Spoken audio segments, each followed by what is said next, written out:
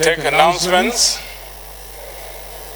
Two communications from the President. The first is presidential decision to decline assent to the Nigerian Tourism Development Authority Repeal and Enactment Bill 2019. Pursuant to Section 58(4) of the Constitution of the Federal Republic of Nigeria 1999 as amended, I hereby convey to the House of Representatives my decision on 26 April 2019 to decline presidential assent to the Nigerian Tourism Development Authority Repeal and Enactment Bill 2019 by the National Assembly.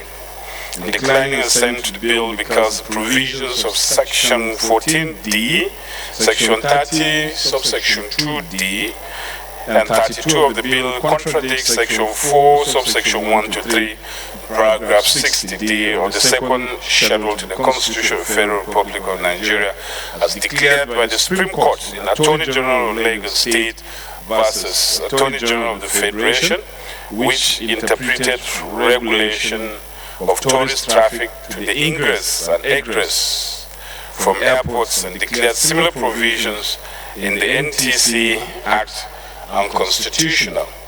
Section 30 of the bill proposes to levy a tourist fee on all inbound international travelers, a tourism departure levy on all outbound international travelers, a tourism departure contribution levy of 1% per hotel room rate, such flat fee as may be fixed by the authority, and a corporate tourism development levy of 1% to be charged on the revenue of banks, telecommunications, and other corporate entities. This would be inimical to the growth of the tourism and hospitality industry in Nigeria, and will constitute additional burden on tourists and business concerns. Please accept right on the Speaker, assurances of my highest consideration. President Muhammadu Buhari. Presidential decision to declare assent to the Nigerian Inland Waterways Authority Bill 2019. Pursuant to Section 58(4) of the Constitution of the Federal Republic of Nigeria 1999 as amended, I hereby convey to the House of Representatives my decision on 26 April 2019 to decline presidential assent to the Nigerian Inland Waterways Authority Bill 2019, recently passed by the National Assembly. I'm declining assent to the bill because the comprehensive definition of Nigerian inland waterways covers practically all rivers, creeks, lakes, and lagoons within the country, irrespective of the location of the body. The bill contradicts provisions of the Constitution which limit the powers of the National Assembly to make laws in relation to water from sources affecting more than one state of inland waterways, which have been declared to be an international waterway or in the interstate water or an interstate waterway.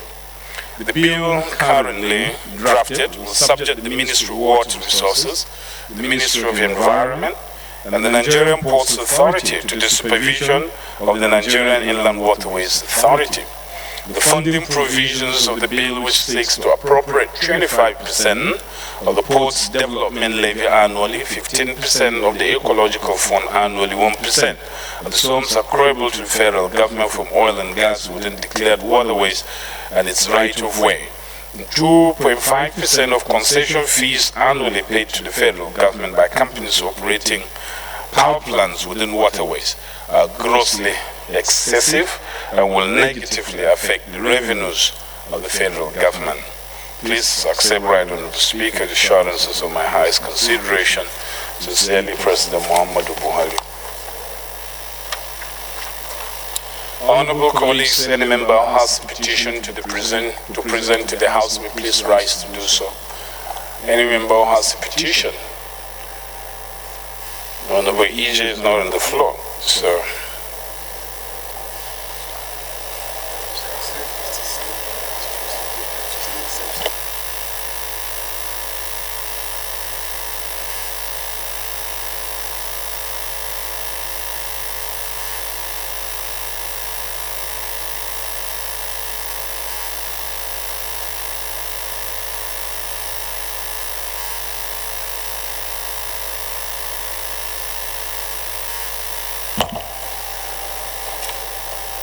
Honorable members, the first business of the day is presentation of 9 bills. I now invite the clerk to read their short titles. Clerk. Honorable Speaker, honorable members, Southeast Development Commission Establishment Bill 2019, first reading. Education of National Minimum Standard and Establishment of Institutions Amendment Bill 2019, first reading. Federal University of Technology, Manchok Establishment, etc. Bill 2019, first reading. National Orientation Agency Act Amendment Bill 2019, first reading. National Commission for Technical and Vocational Education Bill 2019, first reading. Gas flaring Prohibition Bill 2019, first reading. Federal Colleges of Education Act Amendment Bill 2019, first reading. Federal Polytechnic, Eastern Abia State Establishment Bill, etc. Establishment Bill 2019, first reading.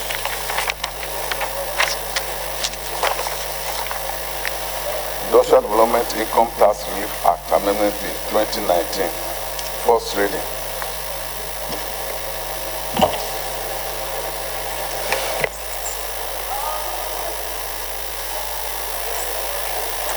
Honorable colleagues, the second business of the day is presentation of 3 reports Committee on Public Petitions, standing in the name of Honorable Zoma Ikem Abonta.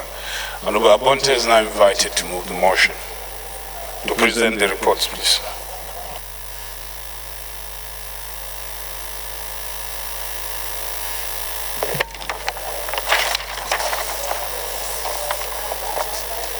My name is Zoma Ikem Abonta. Mr. Speaker, may I move that I present reports on the public petition as contained in the ballot paper of item 1, 2, and 3. I so move, Mr. Speaker. Any seconder? Seconder, Honorable Obaga Sylvester. Speaker, honorable colleagues, my name is Honorable Sylvester Obaga, representing Abakaliki Zifera constituency. I'm from Ebonyi State. I stand to second the motion by Honorable Abonta. I so second. Those in favor of the motion say aye. Those against it say nay. Ayes have it.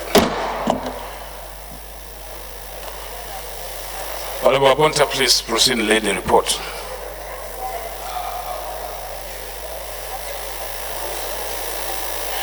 First order of the day, honorable colleagues, the third reading of a bill for an act to establish Federal Capital Territory Directorate of Road Traffic and Motor Vehicle Administration Services, DRTM-VAS, to be saddled with the responsibility of road traffic management and motor vehicle administration services within the Federal Capital Territory and for related matters.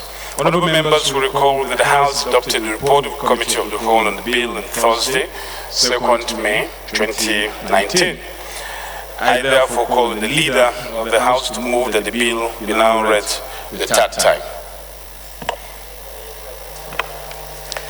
Honorable Speaker, sir, respected colleagues, I just move that bill for an act to establish the Federal Capital Territory Directorate of Road Traffic and Motor Vehicle Administration Services. We act to saddle with the responsibility of road traffic management and motor vehicle administration services within the Federal Capital Territory and for little matters related to that time. I so move. Seconder, Honorable MT. Honorable Speaker, foreign members, my name is Mohamed Khair Monguno. I represent Martin Monguno, the Federal Constituency of Borno State. I hereby second the motion as heavily moved by the Deputy Leader of the House. Those in favor of the motion say aye. Those against it say nay. Ayes have it. Clerk is invited to read the long title of the bill. Honorable members, the bill for an act to establish Federal Capital Territory Directorate of Road Traffic and Motor Vehicle Administration Service to be saddled with the ability of road traffic management and motor vehicle administration services within the Federal Capital Territory and for related matters. Third reading.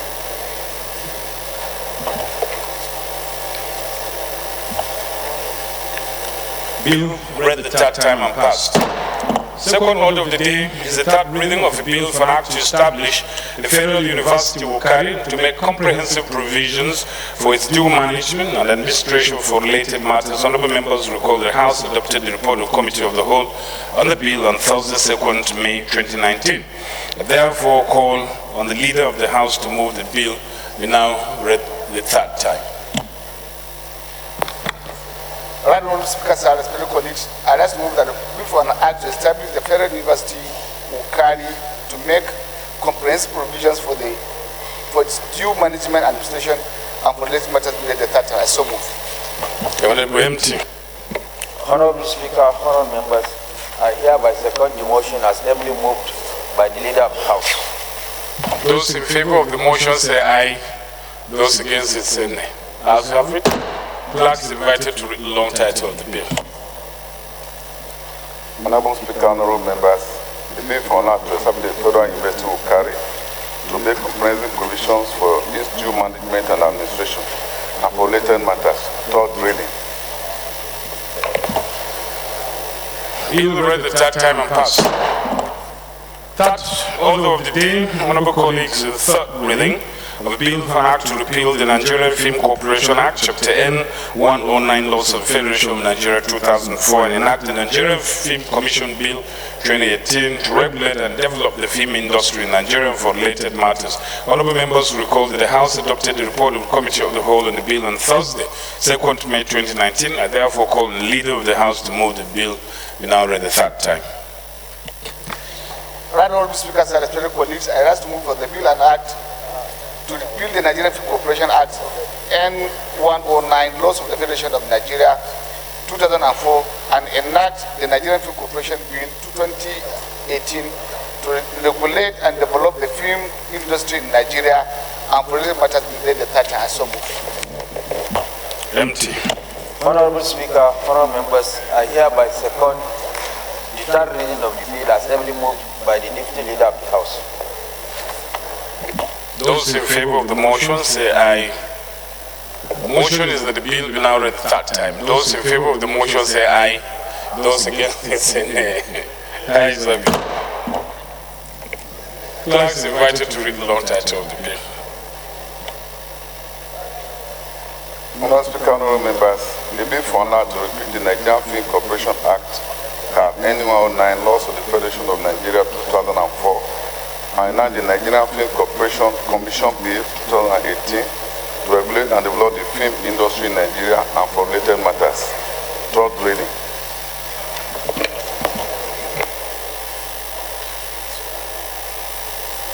Bill read the third time and passed. Fourth order of the day is the third reading of a bill for an act to provide for establishment of Federal Polytechnic, Daura, Katsina State, and for related matters. Honorable members will recall that the House adopted the report of the Committee of the Whole on the bill on Thursday, 2nd May 2019. I therefore call the Leader of the House to move the bill be now read the third time.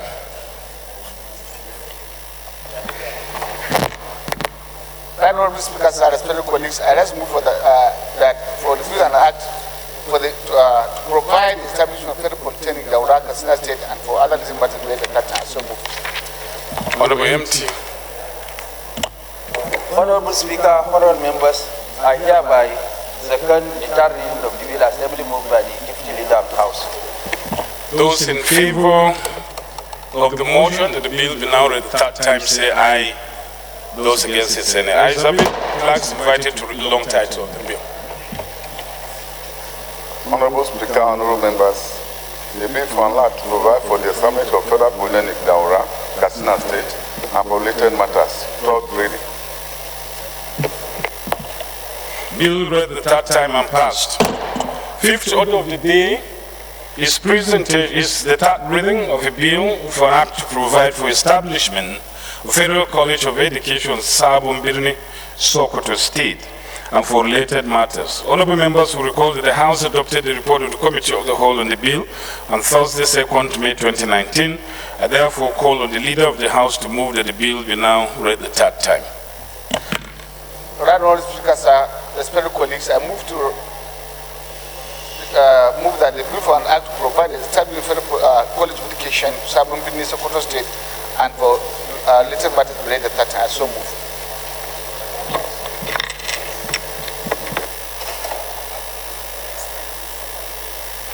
Honorable MT. Honorable Speaker, honorable members, I hereby second the third reading of the bill as heavily moved by the Deputy Leader of the House.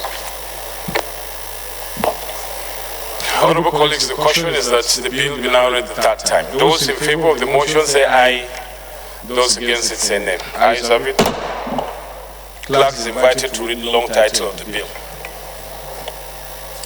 Honorable Speaker, honorable members, the bill for now to provide for the Assembly of Federal College of Education, Sabon Bini, Sokoto State, and for related matters. Third reading.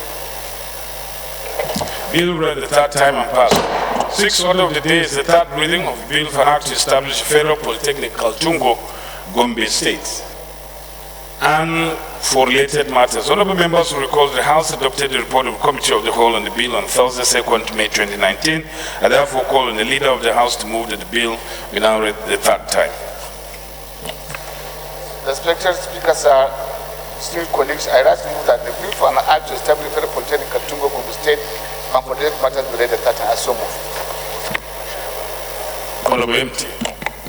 Honorable Speaker, honorable members, I hereby second the bill for the third reading, the motion for the third reading of the bill as heavily moved by the Deputy Leader of the House. Honorable colleagues, the question is that the bill be now read the third time. Those in favor of the motion say aye. Those against it say nay. The ayes have it. Clerk is invited to read the long title of the bill. Honorable Speaker, honorable members, the bill for now to establish Federal Polytechnic Katungu, Gombe State, and for related matters. Third reading. Bill read the third time and passed. Seventh order of the day is the third reading of Bill for Act to establish Federal Polytechnic Enugu State and for related matters. Honorable members will recall that the House adopted the report of the Committee of the Whole on the bill on Thursday, 2nd May 2019. Therefore, call the Leader of the House to move the bill be now read the second time. Leader. Third reading. Distinguished speakers and respected colleagues, I ask you that the bill for an act to establish Federal Polytechnic Enugu State and for related matters be read the third time. I so move. Honorable MT. Honorable Speaker, honorable members, I hereby second the third reading of the bill as heavily moved by the Deputy Leader of the House. Honorable colleagues, the question is the bill be now read the third time. Those in favor of the motion say aye. Those against it say nay. Ayes have it. Clerk is invited to read the long title of the bill. Honorable Speaker, honorable members, the bill for now to establish Federal Polytechnic Enugu State and for related matters. Third reading. Bill read the third time and passed. Eighth order of the day is the third reading of Bill for Act to establish Federal College of Education Special, Birnin Kudu, Jigawa State, to provide full-time courses, teaching, instruction, and training in technology, applied science, arts, social sciences, humanities, and management for related matters 2018. Honorable members will recall that the House adopted the report of the Committee of the Whole on the bill on Thursday, 2nd May 2019, and therefore call on the Leader of the House to move that the bill be now read the third time. Respected Speaker, sir, colleagues, I ask to move that bill for an act to establish the Federal College of Education Special Birnin Kudu, Jigawa State, to provide full-time courses, teaching, instruction, and training in technology, applied sciences, art and social sciences, humanities, and management, and for related matters 2018, we read the third time. I so move. Honorable MT. Honorable Speaker, honorable members, I hereby second the third reading of the bill as heavily moved by the Deputy Leader of the House. Honorable colleagues, the question is the bill be now read the third time. Those in favor of the motion say aye. Those against it say nay. Ayes have it. Clerk is invited to read the long title of the bill. Honorable Speaker, honorable members, the bill for now to establish Federal College of Education Special, Birnin Kudu, Jigawa State, provide full-time courses, teaching instruction, and training in technology, applied sciences, arts, social sciences, humanities and management, and for related matters. Third reading. Bill read the third time and passed. ninth order of the day is the third reading of Bill for an Act to establish College of Education Technical on Akwa Ibom State, provide full-time courses, teaching, instructions, and training in technology, applied science, arts, social sciences, humanities, and management for related matters. Honorable members will recall that the House adopted the report of the Committee of the Whole on the bill on Thursday, 2nd May 2019. Therefore, call on the Leader of the House to move that the bill be now read the third time. Respected speakers and distinguished colleagues, I ask that the bill for an act to establish Federal College of Education in some Taraba State for the purpose of providing qualitative education in science, arts, social sciences, and other technical knowledge, and for related matters related to that time. I so move. Honorable MT. Honorable Speaker, honorable members, I hereby second the third reading of the bill as heavily moved by the Deputy Leader of the House. Honorable colleagues, the question is that the bill be now read the third time. Those in favor of the motion say aye. Those against it say nay. Ayes have it. Clerk is invited to read the long title of the bill. Honorable Speaker, honorable members, the bill for an act to establish College of Education Technical on Akwa Ibom State to provide full-time courses, teaching instructions, and training in technology, applied sciences, arts, social science, humanities, and management, and for related matters. Third reading. Bill read the third time and passed. 10th order of the day is the third reading of a bill for an act to establish Federal College of Education, LISAM, Taraba State, for the purposes of providing qualitative education in science, arts, social science, and other technical knowledge, and for related matters. Honorable members will recall that the House adopted the report of the Committee of the Whole on the bill on Thursday, 2nd May 2019. Therefore, call on the Leader of the House to move the bill be now read the third time. Respected distinguished speakers and respected colleagues, I rise to move that the bill for an act to amend the Federal Polytechnic Act Cap F17 laws of the Federation of Nigeria 2004 to establish the Federal Polytechnic Mayl Katsina State to promote a plan and a balanced economic development sustainable by the applied sciences, technology, and management courses, and for related matters related to that time. I so move.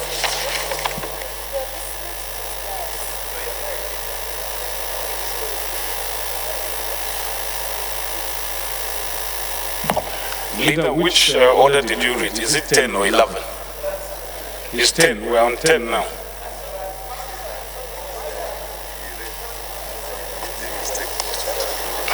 We haven't passed 10. We are on 10. Federal College of Education, LISAM. That's where we are right now. 10. You are running faster than your shadow. My leaders and respected speaker, esteemed colleagues, I rise to move that the bill for an act to establish Federal College of Education, LISAM, Taraba State, for the purpose of providing qualitative education in science, arts, and social science, and other technical knowledge, and for related matters related to that. I so move. Honorable MT. Honorable Speaker, honorable members, I hereby second the third reading of the bill as heavily moved by the Deputy Leader of the House. Honorable colleagues, the question is that the bill will be now read the third time. Those in favor of the motion say aye. Those against it say nay. Ayes have it. I now invite the clerk to read the long title of the bill. Honorable Speaker, honorable members, the bill for an act to establish Federal College of Education, LISAM, Taraba State, for the purpose of providing political education in sciences, arts, social sciences, and other technical knowledge, and for related matters. Third reading. Bill read the third time and passed. 11th order of the day is the third reading of bill for an act to amend the Federal Polytechnics Act, Chapter F17, Laws of Federation of Nigeria 2004, to establish Federal Polytechnic Malum Fashi, Katsina State, promote a planned and balanced economic development sustainable by applied science, technology, and management courses, and for related matters. Honorable members will recall that the House adopted the report of the Committee of the Whole on the bill on Thursday, 2nd May 2019. I therefore call on the Leader of the House to move that the bill be now read the third time. Leader. Honorable Speakers and respected colleagues, I rise to move that bill for an act to amend the Federal Polytechnic Act Cap F17 Laws of the Federation of Nigeria 2004 to establish the Federal Polytechnic, Malumfashi, Katsina State, to provide a plan establish balanced economic development sustainable by applied sciences, technology, and management courses, and for related matters related to that. I so move. Honorable MT. Honorable Speaker, honorable members, I hereby second the third reading of the bill as ably moved by the Deputy Leader of the House. Honorable colleagues, the question is that the bill be now read that time. Those in favor of the motion say aye. Those against it say nay. Ayes have it. Clerk is invited to read the long title of the bill. Honorable Speaker, honorable members, the bill for an act to amend the Federal Polytechnic Act, Cap F17 laws for the Federation of Nigeria 2004, to establish Federal Polytechnic Manufacturing Katsina State to promote a plan and balance economic development sustainable by applied science, technology, and management courses, and for related matters. Third reading.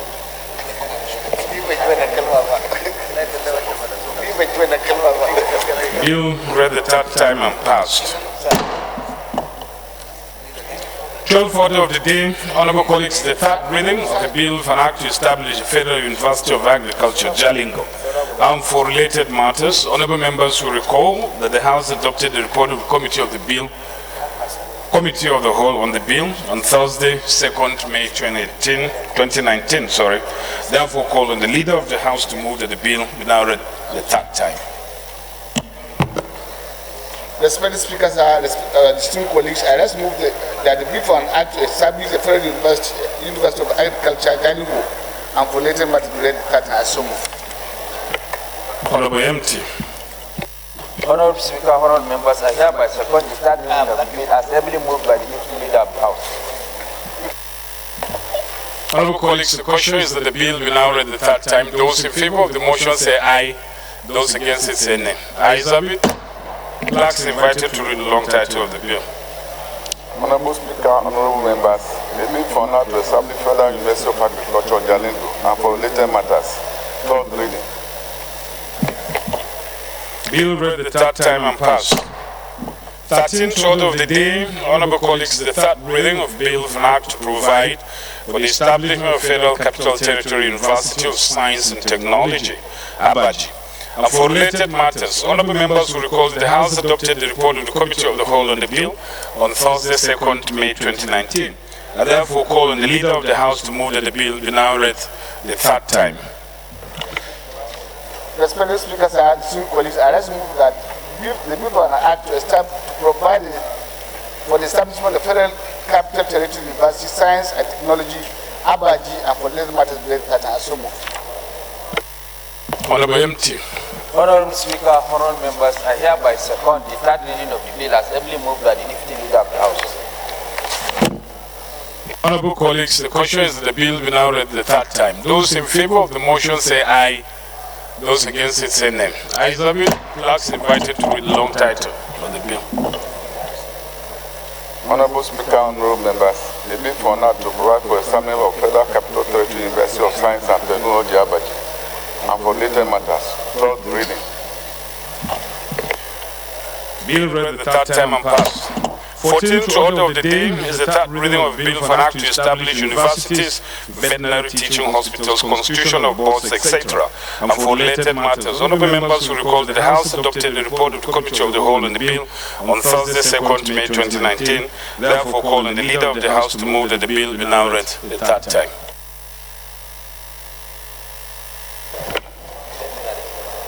Honorable speakers, respected colleagues, I just move that for the bill and to provide the establishment of for an act to establish universities, veterinary teaching hospitals, constitution of boards, etc., and for related matters related partner. I so move. Honorable MT. Honorable Speaker, honorable members, I hereby second the third reading of the bill as ably moved by the Deputy Leader of the House. Thank you, sir. Honorable colleagues, the question is that the bill be now read the second time. Those in favor of the motion say aye. Those against it say nay. The ayes have it. Clerk is invited to read the long title of the bill. Honorable Speaker, honorable members, The bill for now to establish universities, veterinary teaching hospitals, constitution of boards, etc., and for related matters. Third reading. Bill read the third time and passed. 15th order of the day is the third reading of Bill for an Act to provide for the administration and management of sports in Nigeria, establishment of sports institutions and facilities, and sports for development to encourage and promote drug-free sports and recreation in Nigeria, and for other related matters. Honorable members who recall that the House adopted the report of the Committee of the Whole on the bill on Thursday, 2nd May 2019. I therefore call on the Leader of the House to move that bill be now read that time. Leader. 15th order. Yes, sir. Respected colleagues, sir. I want to speak to colleagues. I ask to move the bill for an act to provide for the administration and management of sports in Nigeria, establishment of sports institutions and facilities, enhance sports for development to encourage and promote drug-free sports and recreation in Nigeria, and police magistrate that I so move. Honorable empty. Honorable Speaker, honorable members, I hereby second the third reading of the bill as ably moved by the Leader of the House. Honorable colleagues, the question is the bill be now read the third time. Those in favor of the motion say aye. Those against it say nay. Ayes have it. Clerk is invited to read the long title of the bill. Honorable Speaker, honorable members, the bill for now to provide for the administration and management of sports in Nigeria, establishment of sports institutions and facilities, and sports for development to encourage and promote drug-free sports and recreation in Nigeria, and for related matters. Third reading. Bill read the third time and passed. 16th order of the day is the third reading of a bill for an act to establish the Nigeria Sports Anti-Doping Agency responsible for carrying on the functions of Nigeria Anti-Doping Organization as enshrined in the World Anti-Doping Court in accordance with the various international standards and for related matters. Honorable members who recall that the House adopted the report of the Committee of the Whole on the bill on Thursday, 2nd May 2019. I therefore call on the Leader of the House to move that the bill be now read the third time. Respected speakers and esteemed colleagues, I just move that the bill for an act to establish the Nigerian Sports Anti-Doping Agency responsible for carrying on the functions of Nigerian anti-doping organizations as enshrined in the World Anti-Doping Court in accordance with the various international standards and for related matters related to that. I so move. Honorable empty. Honorable Speaker, honorable members, I hereby second the third reading of the bill as ably moved by the Deputy Leader of the House. Bill read the third time and passed. Now the Leader can rest small.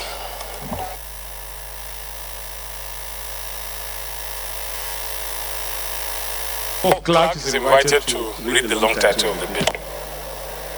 Honorable Speaker, honorable members, the bill for now to establish the Nigerian Sports Anti-Doping Agency responsible for carrying out the functions of Nigerian Anti-Doping Organization as enshrined in the World Anti-Doping Code in accordance with the various international standards and for related matters. Third reading.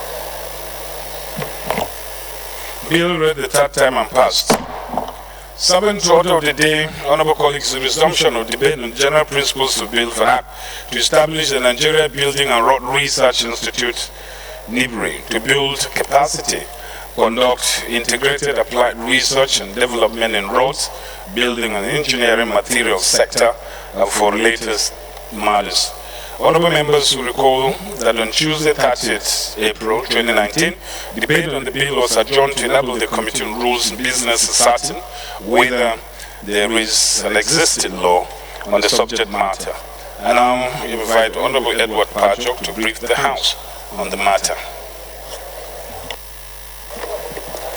Honorable Speaker, honorable colleagues, my name is Edward Pajok.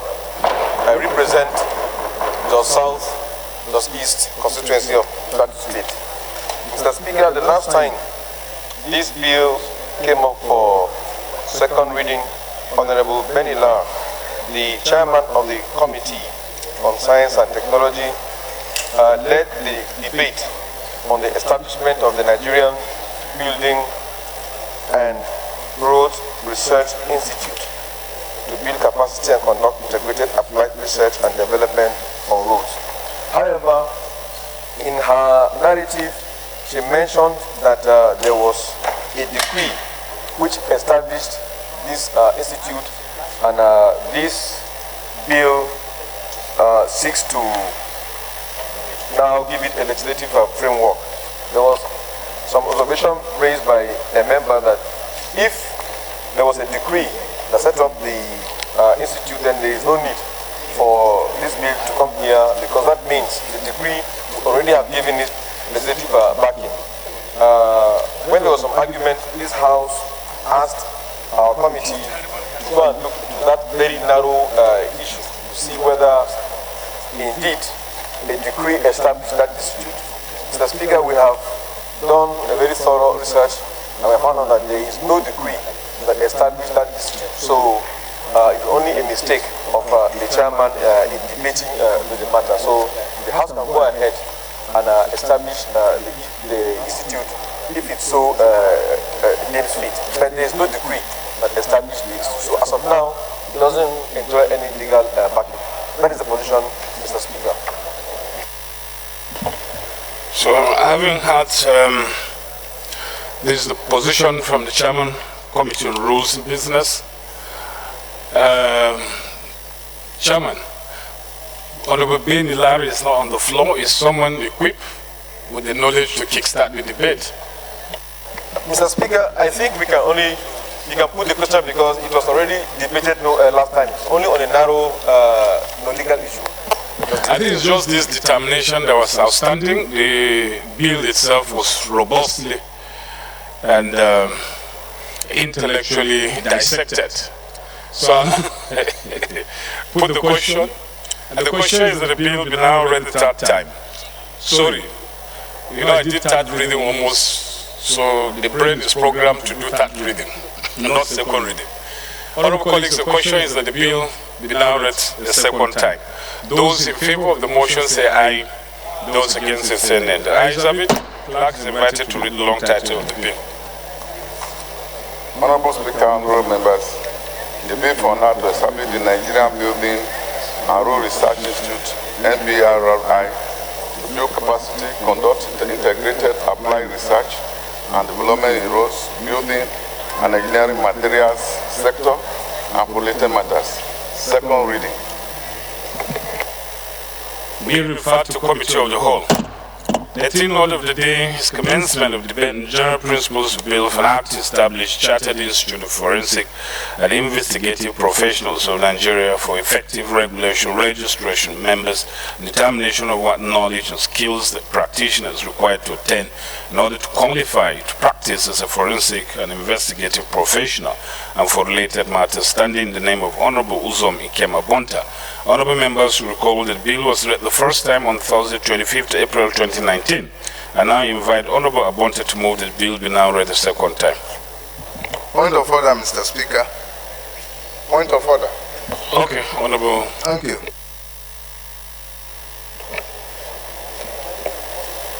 All right, Honorable Speaker,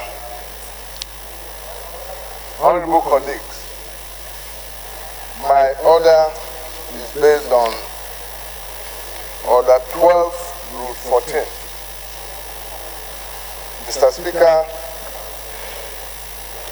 to refresh members' mind, may I read the portion of that particular rule. The question shall not be proposed for the second reading of another bill of the same subject matter during the same session. On the order of the day relating to the bill, to such a bill being read, the Speaker shall direct that the bill be withdrawn. Mr. Speaker, I want to, with all due respect and diligence, inform you that the bill before us is in pari material with the bill that was dealt with in this House, debated and negative. Mr. Speaker,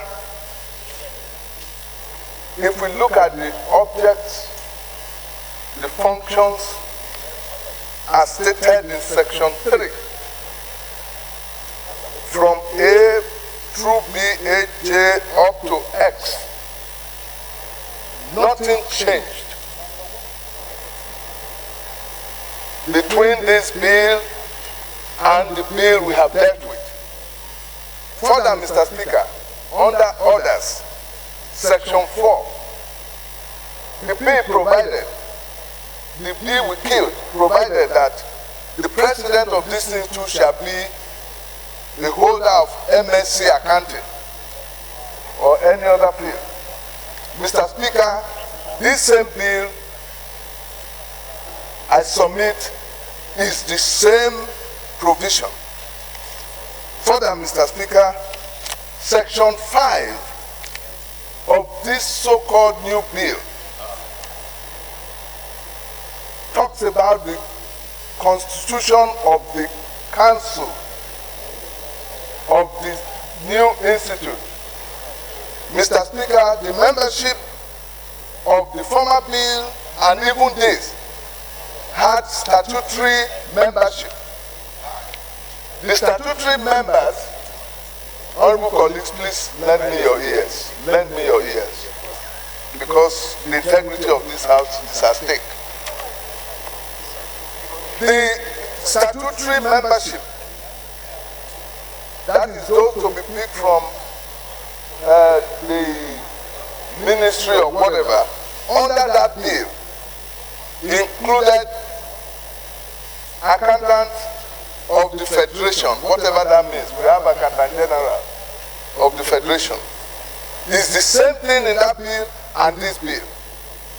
Secondly, the second statutory member is the auditor general of the federation,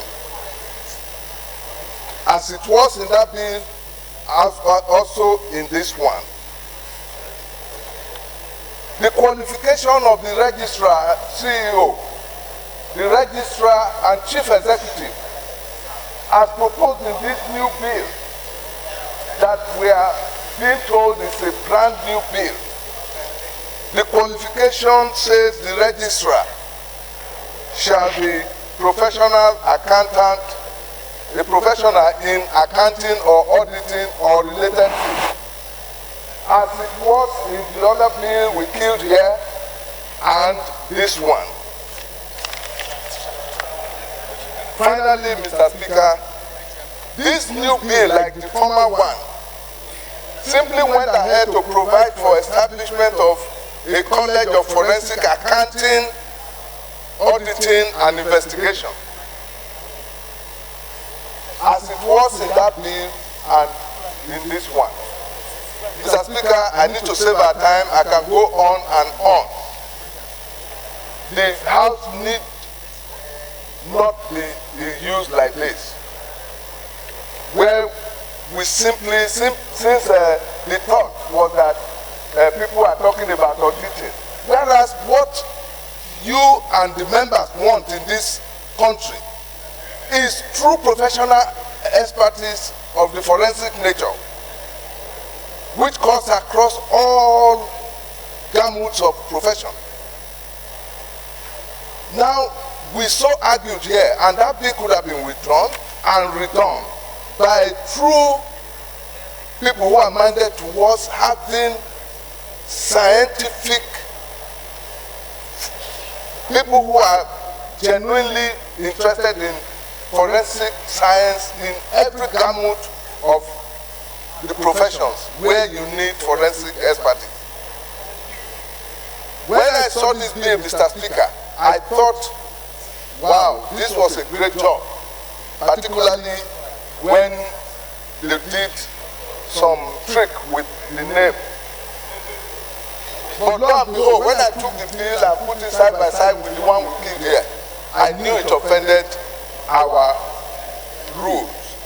Mr. Speaker, as the custodian of the trust, the sacred trust, given this house by the Constitution of the Federal Republic of Nigeria to self-regulate, I urge that you do the needful and save this house from embarrassment Secondly, Mr. Speaker, if you feel that there is anything in my environment that you are not too sure of, I urge that you empanel a small committee to put this bill side by side, and you will see that this house is about being taken for a ride. Thank you, Mr. Speaker.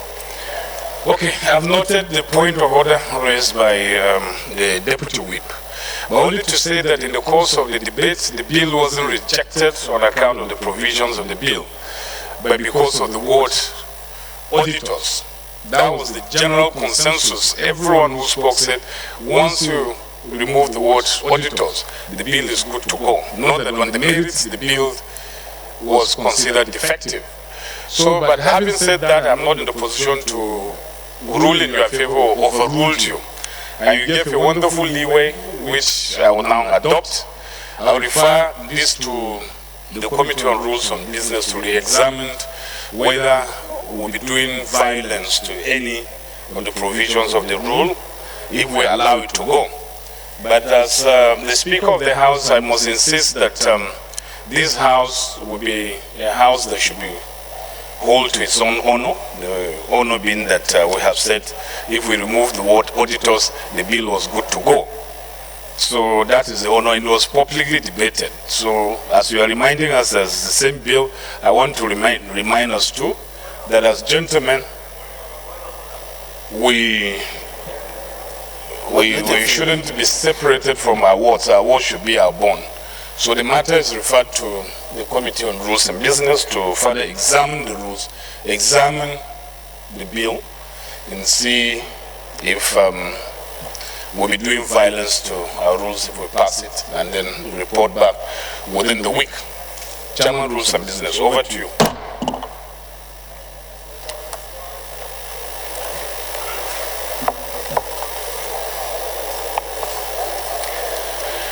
The 19th order of the day is commencement of debate on general principles of bill for an act to establish Federal College of Education, Birniwa, Jigawa State, to provide full-time courses, teaching, instruction and training in technology, applied science, arts, social sciences, humanities and management, and for related matters, standing in the name of Honorable Abubakar Hassan Fulata. Honorable members who recall the bill was read the first time on Tuesday, 11 December 2018. I now invite Honorable Hassan Fulata to move that the bill be now read the second time. Thank you, Mr. Speaker. Honorable colleagues, my name is Abubakar Hassan Fulata. I represent Birniwa, Krika Samba, Ukuni Federal Constituency. Mr. Speaker, I'm from Jigawa State. Mr. Speaker, honorable colleagues, I rise to move for a second reading of a bill for an act to establish Federal College of Education for Niwa, Jigawa State, to provide for full-time courses in teaching, instruction and training in technology, applied science, arts and sciences, humanities and management, and for related matters. I so move. Any seconder? Honorable Jimo. Okay. Thank you very much. My name is Jim Abdurrahim Olajide. I represent Lagos Mainland Federal Constituency, Lagos State. I stand to second the motion as moved by Honorable colleague. Thank you. Honorable Fulata, please lead the debate. Mr. Speaker, honorable colleagues, Jigawa State has a population of about 5 million people, with over 2,000 secondary schools, 2,000 primary schools, and 500 secondary schools. Part of the problem of the educational system in that state is the problem of teachers. Not only that there are not enough teachers to teach students and pupils in those schools, but that those that are available are not qualified enough. Hence the need for a college of education to improve the quality of teachers in those schools. When established, Mr. Speaker, the College of Education shall establish such campuses, departments, institutes, schools, extramural departments, and other teaching and research units within the college, as may from time to time seem necessary or desirable, subject to approval of the National Board for Technical Education, NBTA. The College of Education shall institute chief lecturerships, leaderships, associate and chief lecturerships, and other posts and offices, and to make appointments thereto, and award fellowships, scholarships, exhibitions, bursaries, medals, prizes, and other titles, distinctions, awards, and forms of assistance. Provide for the residence, discipline, and welfare of members of the college, and hold public lectures, and undertake printing, publishing, and book selling. Hold examinations, and award degrees, diplomas, certificates, and other distinctions to persons who have pursued a course of study approved by the college and have satisfied such other requirements as the college may lay down, and also award honorary degrees, fellowships, and academic titles. Demand and receive from any student or any other person attending the college for the purpose of instruction such fees as the college may from time to time determine, subject to the overall directives of the appropriate authority. Accept gifts, legacies, and donations, but without obligation to accept same for a particular purpose unless it approves the terms and conditions attached thereto. Erect, provide, equip, maintain libraries, laboratories, lecture halls, halls of residence, refect, sports grounds, playing fields, and other buildings and things necessary, suitable, or convenient for any of the sub-objects of the college. Make gifts for any charitable purpose. To do all such acts or things, whether or not incidental to the foregoing powers, as may advance the objectives of the college.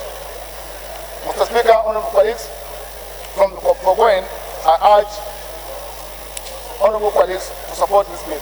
Thank you very much. This is a straightforward bill, and like others, I just put the question. The question is the bill we now read the second time. Those in favor of the motion say aye. Aye. Those against it say nay. Ayes have it. Clerks invited to read the long title of the bill. Honorable Speaker, honorable members, the bill for now to establish Federal College of Education, Benue, Jigawa State, provide full-time courses, teaching, instruction, and training in technology, applied science, arts, social sciences, humanities, and management, and related matters. Second reading.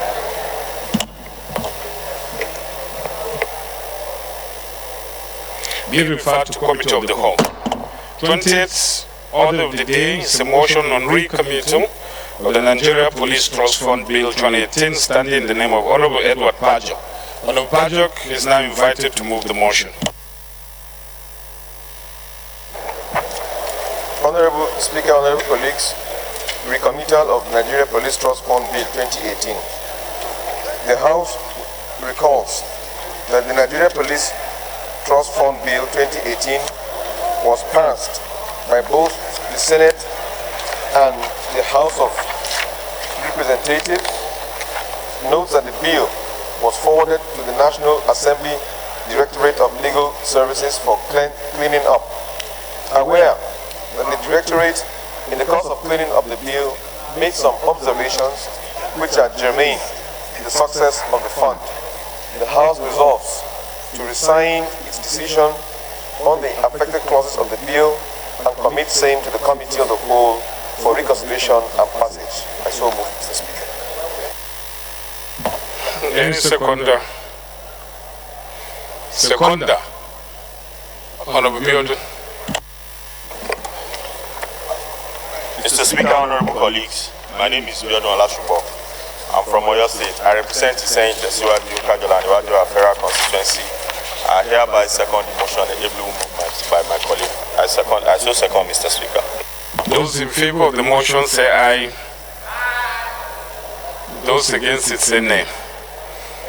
The ayes have it. Honorable Sunday, I hope you slept well today.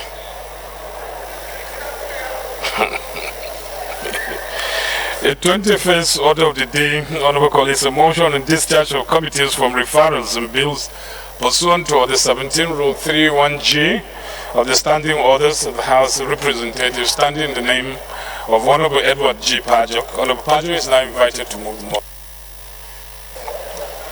Mr. Speaker, may I move a motion on the discharge of committees from referral on bills pursuant to Order 17. The House notes that the undermentioned bills were read and the second time in 2017 and 2018 and referred to committees for further legislative action. The first bill is the Public Procurement Act Amendment Bill HB 1501 and 1311 2018. It was referred to on the 5th of December 2018, Committee Public Procurement. The second one is First Degree and Higher National Diploma Dichotomy Bill HB 798, referred to on the 11th of April 2017, Committee Tertiary Education and Services. And the third one is the National Ear Care Center Kaduna Establishment Bill HB 1522 2018, referred to on the 6th of December 2018, the Committee Health Institutions. The House is aware that the committees are yet to present reports on the bills contrary to the provisions of Order 17, Rule 3, Sub 1G of the Standing Orders of the House of Representatives, to which any matter referred to any committee shall be treated within 30 days. Otherwise, the committee shall stand discharged after 60 days and the matter committed to the Committee of the Whole for consideration.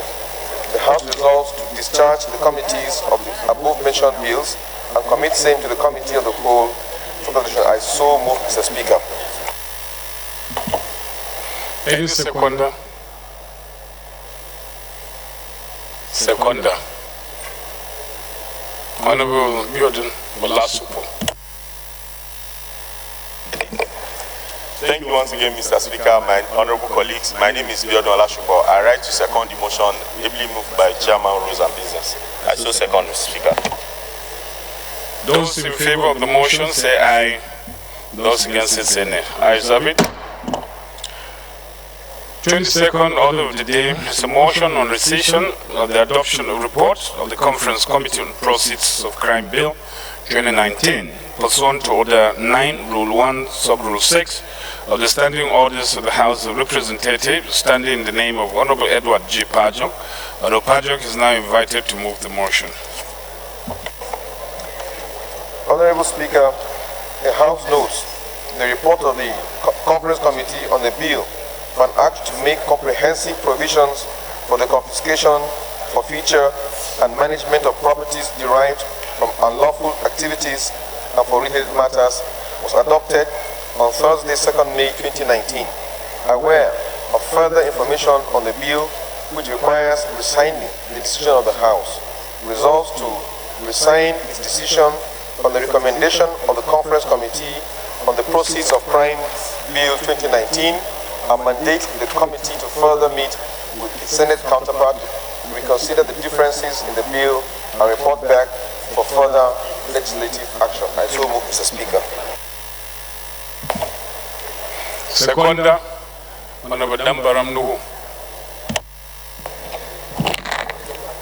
Thank you, Mr. Speaker. Thank you, my honorable colleagues. I remain Honorable Dambaram Abakanu, representing Kano Municipal, the only gentleman from the municipality in the whole of the great chambers. Mr. Speaker, my honorable colleagues, I rise to second the motion as moved by Edward Pajok. I so second. Thank you. Honorable Dambaram, I've always seen you as a man of courage, but when you say you are the only gentleman from Kano Municipality, I thought you would stop there. Of what benefits adding in the Green Chamber? Is anybody here claiming to be from Kano Municipality?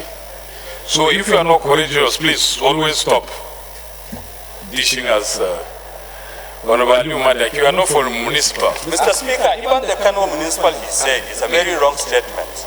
I hope you will withdraw it.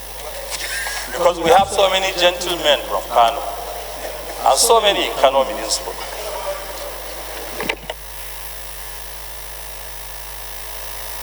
Well, at least I think it will be in contention if you are not an honorable member, whether you can pass. I won't conclude my sentence. I'll leave it there.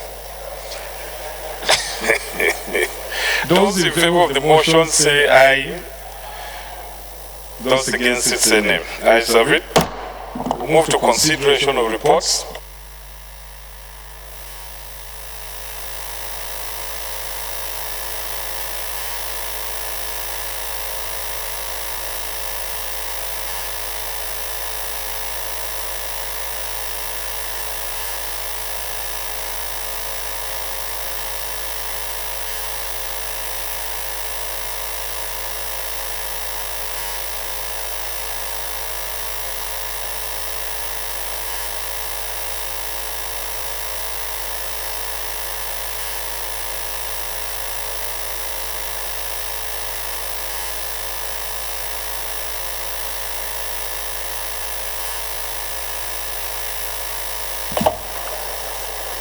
Consideration report 23rd order of the day is consideration of bill for an act to amend the provisions of the Electoral Act number 6, 2010 and for related matters. Honorable members will recall that the bill was committed to the Committee of the Whole on Thursday, 2nd May 2019. Honorable Edward Pajok will move for its consideration. Mr. Speaker, may I move that the House do consider the report on the bill for an act to amend the provisions of the Electoral Act number 6, 2010 and for related matters. I so move, Mr. Speaker. Seconder. Who is seconding? Honorable Arabo. Thank you, Mr. Speaker. Distinguished Paul Simon Arabo is my name. I represent Confederate. I rise to second the motion as moved by Honorable Pajok. I so second. Those in favor of the motion say aye. Those against it say nay. Ayes have it. 24th order of the day is consideration bill for an act to establish the National Institute of Credit Administration and for related matters. Honorable members recall the bill was committed to the Committee of the Whole on Wednesday, 17th April 2019. Honorable Edward Pajok will move for the consideration of the report. Mr. Speaker, may I move that the House do consider a report on the bill for an act to establish the National Institute of Credit Administration and for related matters, HB 425. I so move. Seconder. Seconder. I'll call on anyone. Jimo.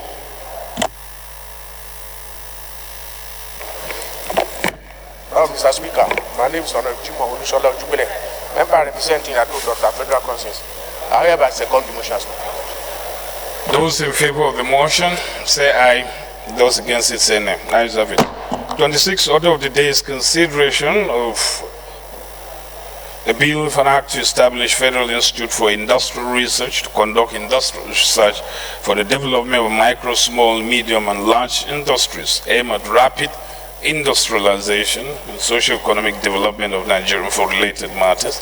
Honorable members who recall the bill was committed to the Committee of the Whole Thursday, 25th April 2019. Honorable Edward Pajok will move for the consideration of the bill. Mr. Speaker, I think there's a slight mix-up. I think we skipped number 25. May I, with your leave, move that we consider number 25? Okay. Yes, Mr. Second this one. Okay, move for this one, we'll move back.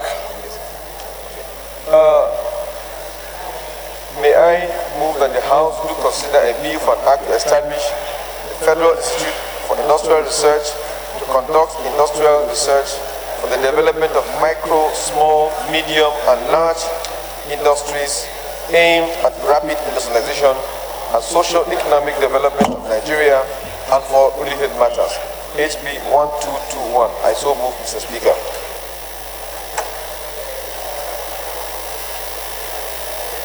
Seconder. Honorable Biodun. Mr. Speaker, honorable colleagues, my name is Olashukwu Abiodun. I'm from Oyo State. I rise to second the motion ably moved by Honorable Edward Pajok. I so second, Mr. Speaker. Those in favor of the motion say aye. Those against it, say nay. Ayes have it. Move back to the 25th order of the day, which is consideration of bill for an act to amend the Federal Character Commission Establishment, etc. Act Chapter F7 Laws of Federation of Nigeria, 2004, to give married women option of indigenship and for related matters. Honorable members will recall the bill was committed to Committee of the Whole on Tuesday, 30th April 2019.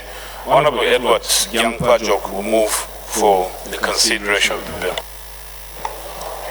Honorable Speaker, may I move that the House do consider the report on the bill for an act to amend the Federal Character Commission Establishment Bill Act Cap F7 Laws of the Federation of Nigeria 2004 to give married women the option of indigenship and for related matters, HB 1190. I so move. Seconder. Honorable Namdas. Madam Speaker, honorable colleagues, my name is Abdrazak Namdas. I represent Ganyeja de Tongoma Ibelwa. I'm from Adamawa State. Mr. Speaker, I move to second the motion, heavily moved by Honorable Pajok. I so second. Those in favor of the motion say aye. Those against it say nay. Ayes have it. 27th order of the day is consideration of a bill for an act to repeal the Raw Materials Research and Development Council Act, Chapter R3, Laws of the Federation of Nigeria 2004, and enact the Raw Materials Research and Development Council Bill and for related matters. Honorable members will recall the bill was committed to Committee of the Whole on Thursday, 25th April 2019. Honorable Edward Gyangpajo will move for its consideration. Honorable Speaker, may I move that the House do consider a bill for an act to repeal the Raw Materials Research and Development Council Act, Cap R3, Laws of the Federation of Nigeria 2004, and enact the Raw Materials Research and Development Council Bill and for related matters, HB 1220. I so move. Seconder. Honorable Jimo. Honorable Speaker, my name is Honorable Jimo Onishola, member representing the Dr. Federal Consensus. I have a second motion. Those in favor of the motion say aye. Those against it say nay. Ayes have it. 28th order of the day is consideration of report of Committee on Commerce on the bill for an act to establish Chartered Institute of Directors of Nigeria to provide training for persons serving as directors in both public and private sectors to ensure professionalism, promote corporate governance, values by the directors, efficient service delivery, and for related matters. Honorable members will recall the report was late, Thursday, 13th December 2018. Honorable Sylvester Obaga will move for the consideration of the report. Honorable Speaker, honorable colleagues, my name is Honorable Sylvester Obaga, representing Abakaliki Federal Constituency from Ebonyi State. I move that this House do consider the report of the Committee of Commerce on a bill for an act to establish Chartered Institute of Directors of Nigeria to provide trainings for persons serving as directors in both public and private sector to ensure professionalism, promote corporate governance, valued by the directors, efficient service delivery, and for related matters. I so move, Mr. Speaker. Any seconder? Honorable Maren Solomon. Thank you, Mr. Speaker, my dear colleagues. Solomon Maren is my name, and I represent the good people of Manguko Federal Constituency. I am from Plateau State, the home of peace and tourism. I rise to second for the consideration of this bill as moved by my chairman. I so second, Mr. Speaker. Thank you. Those in favor of the motion say aye. Those against it say nay. Ayes have it. 29th order of the day, honorable colleagues, consideration of report of Committee on Environment and Habitat, the bill for an act to amend the National Biosafety Management Agency Act, Chapter 15, to enlarge the scope of its application and include other evolving aspects of the applicants of modern biotechnology in Nigeria with a view to preventing any adverse effects on human health and the environment and for related matters. Honorable members will recall the report was laid on Wednesday, 17 April 2019. Honorable Obinna Chidoka will move for the consideration of the bill. Honorable Chidoka. Honorable Speaker, We have spoken with Honorable Chidoka, so I can move that we do consider. Mr. Speaker, may I move that the House do consider the report of the Committee on Environment and Habitat on the bill for an act to amend the National Biosafety Management Agency Act 2015 to enlarge the scope of its application and include other evolving aspects of the application of modern biotechnology in Nigeria with a view to preventing any adverse effects on human health and the environment and for related matters. HB 1578. I so move, Mr. Speaker.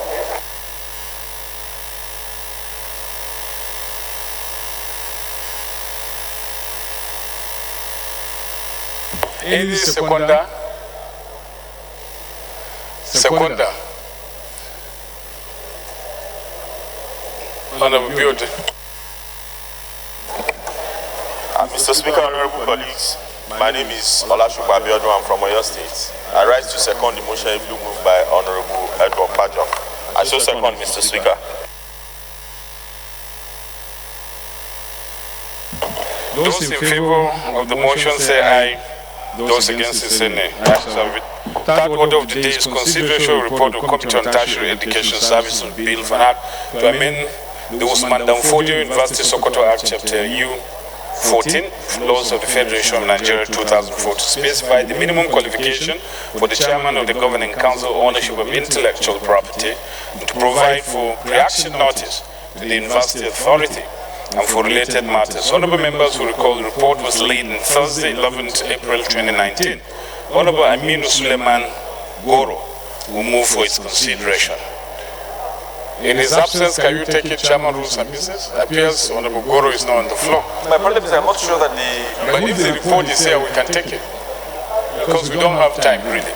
Mr. Speaker, may I move that the House do consider the report of the Committee on Tertiary Education and Services on a bill for an act to amend the Usman Danfodio University Sokoto Act Cap U14, Laws of the Federation of Nigeria 2004, to specify the minimum qualification for the chairman of the Governing Council, ownership of intellectual property, and to provide for pre-action notice to the University Authority for related matters. HB 1110. I so move.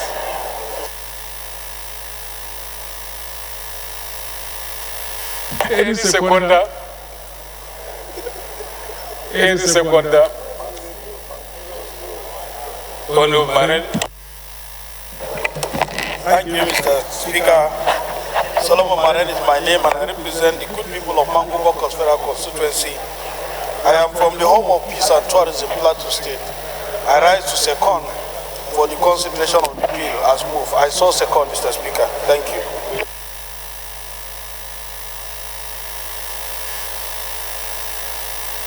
Those in favor of the motion say aye. Those against it say nay. Ayes have it. 21st order of the day is consideration report of Committee on Science and Technology and Bill for an act to provide for establishment of National Agency for Technology Management and for related matters. Honorable members will recall the report was laid on Thursday, 11th April 2019. Honorable Ben Ilar will move for its consideration. Mr. Speaker, honorable colleagues, my name is Ben Ilar. May I move for the consideration of the report, that the House to consider the report of the Committee on Science and Technology on a bill for an act to provide for establishment of the National Agency for Technology Management and for related matters. I still move, Mr. Speaker.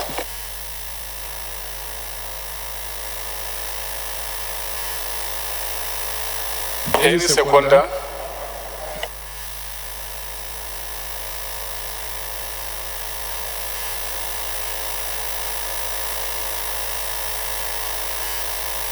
Honorable Maren.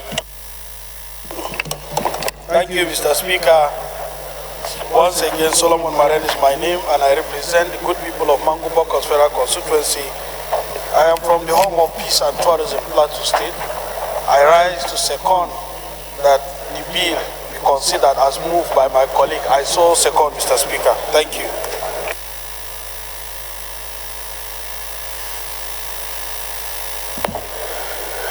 Those in favor of the motion say aye. Those against it say nay. Ayes have it.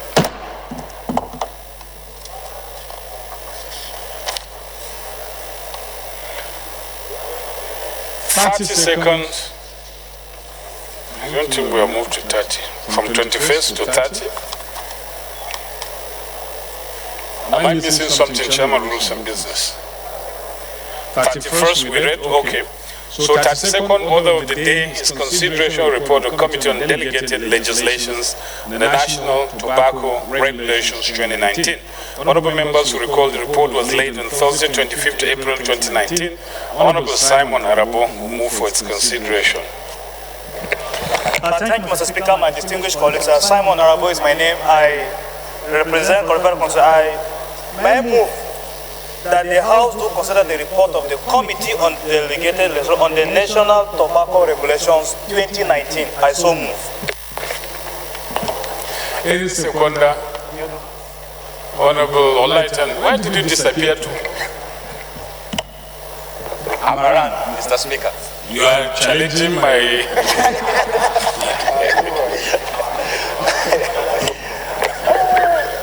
Mr. Speaker, sir, honorable colleagues, my name is Honorable Nuruddin Olaitan Akinwumi. I represent the good people of Ifako Ijaye Federal Constituency from the only state of excellence in Nigeria, Lagos State. I rise to second the motion as appropriately moved. I do second, Mr. Speaker. Those in favor of the motion say aye. Those in favor of the motion say aye. Those against it say nay. Ayes have it.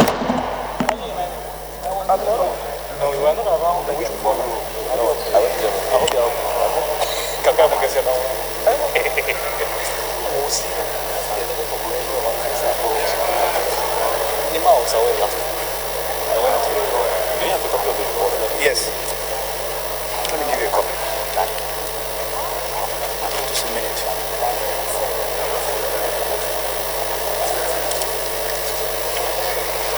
I'll get a copy for you now. The 33rd order of the day is consideration of 8 reports of the Committee on Public Petitions. Honorable Uzoma Nkema Bonta will move for the consideration of the reports. Thank you, Mr. Speaker. Uzoma Nkema Bonta is my name. Mr. Speaker, may I move that the reports on the Committee on Public Petitions as contained in the paper, particularly item 33, 34, 35, 36, 37, 38, 39, and 40 will be considered. I so move, Mr. Speaker. Bonta, did I miss something? Have you taken all the 8? Take all the reports at once. Yes, that's what I did. I said, Mr. Speaker, I made Uzoma Nkema Bonta. May I move that reports on the Committee on Public Petition be taken because the verbatim reporters are capturing as contained in the other paper, particularly as enumerated in item 33, 34, 35, 36, 37, 38, 39, and 40 in the other paper. I so move, Mr. Speaker. Seconder, Honorable Benjamin Wife. Mr. Speaker, I'm Honorable Benjamin Rembe Wife, representing the good people of Kwande Ushongo Federal Constituency. I am from Benue State. I stand up to second the motion heavily moved by my chairman, Honorable Nkema Bonta. I so second. Those in favor of the motion say aye. Those against it say nay. Ayes have it.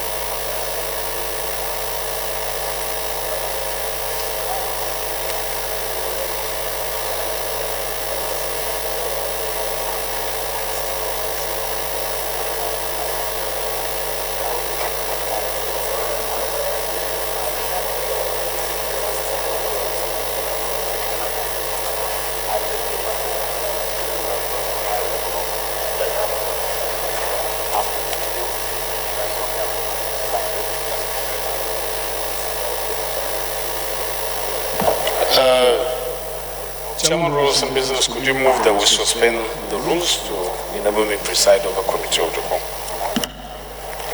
Mr. Speaker, honorable colleagues, may I respectfully move that we suspend the rules of the House to enable Mr. Speaker preside over committee of the whole in the absence of the Deputy Speaker. I so move, Mr. Speaker.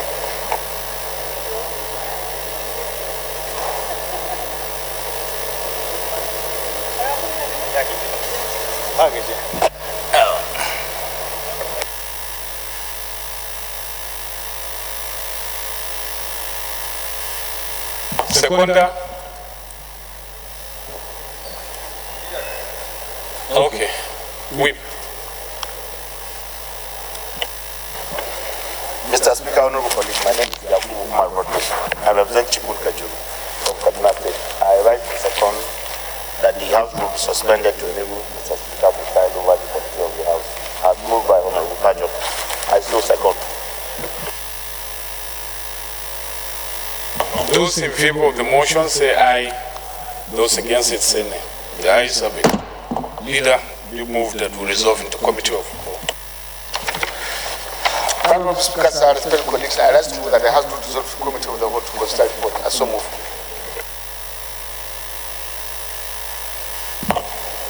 Honorable MT.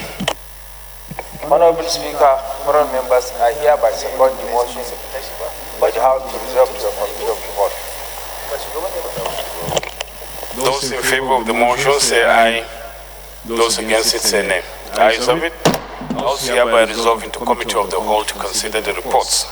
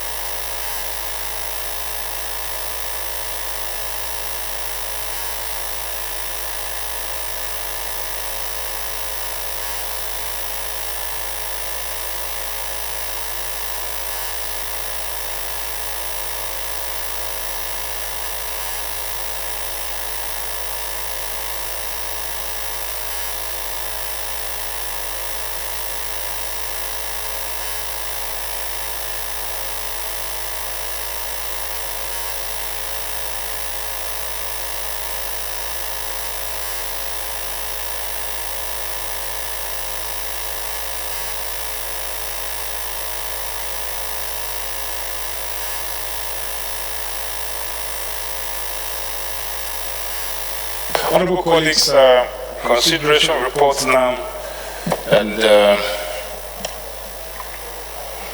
first report to be considered is that of Bill for Act to amend provisions of the Electoral Act number 6, 2010, and for other related matters. I will now invite the Chairman of Rules and Business to give us a synopsis of the bill.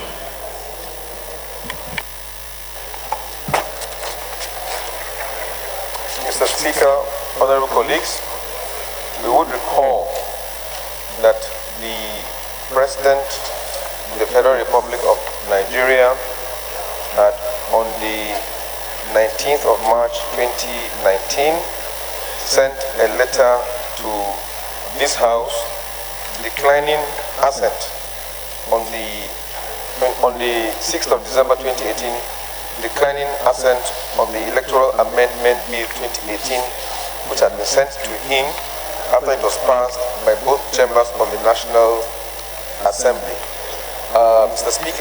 Speaker, the President gave some reasons for declining assent, and if I may just mention just a few. He mentioned the fact that Section 5 of the bill amended Section 18 of the Principal Act, and he wanted it to indicate the subsection to which the substitution of figure 30 for the figure 60 is to be effected. He also wanted Section 11 of the bill amending Section 36 to indicate which subsection the proviso is to be introduced, and also Clause 24 of the bill, which amends Section 855 sub 1 of the Act, should be redrafted in full, as the introduction of the electing to the sentence may be interpreted to mean that political parties may give 21 days notice of the intention to merge, as opposed to the 90 days provided in Section 84 sub 2 of the Electoral Act, which provides the provision for merger of political parties. He also wanted the definition of the term ward collection officer should be revised to reflect a more descriptive definition than the capitalized and undefined term registration area collection officer. Mr. Speaker, this bill has been cleaned up by us, and that's why we are representing it, so that all the observations of Mr. President have been taken care of, and we hope that this time around it will be assented to if the House passes this. So that is the summary of this bill. So, honorable colleagues, you've heard the synopsis of the bill, and we'll proceed to consider it clause by clause. Here, I think it's not numbered according to clauses, but sections. So, do we proceed by section? Where are the clauses? Where is clause here? So, section 18 will be clause 1.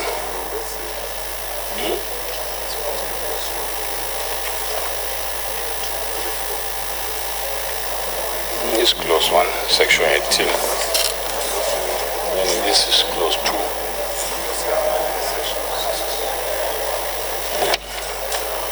This is clause 3. This is clause 4. That's all. No schedule, nothing at all. Okay. So, honorable colleagues will take it clause by clause. The first clause is the amendment of section 18. Carried. Second clause is amendment of section 36. Carried. Third clause is amendment of section 85. Carried. Fourth clause is amendment of section 156. Carried.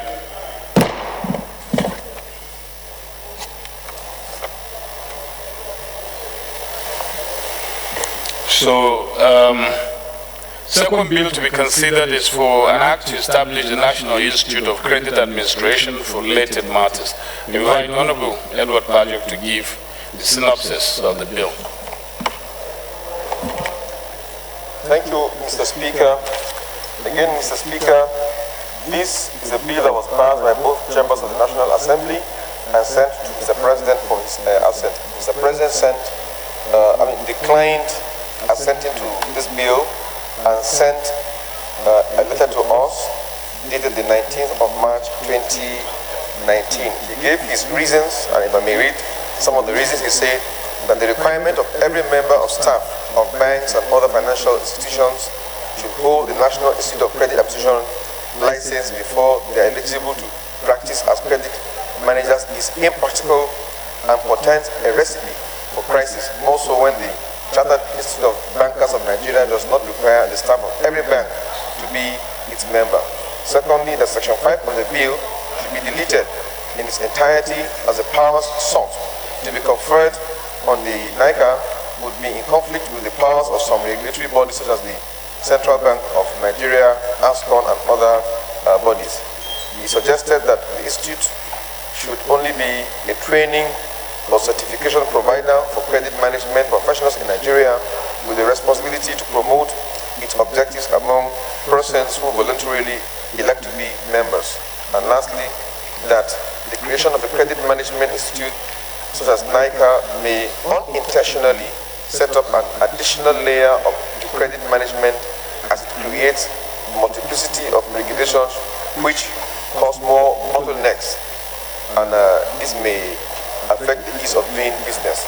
Mr. Speaker, we have cleaned up the bill to take care of the observations of Mr. President, so I commend this bill for passage by honorable colleagues. I so present. So, honorable colleagues, we've had the synopsis of the bill, and then we'll proceed to consider it clause by clause. Clause 1 is deleted, carried. Clause 2 carried. Clause 3 carried. That ends it.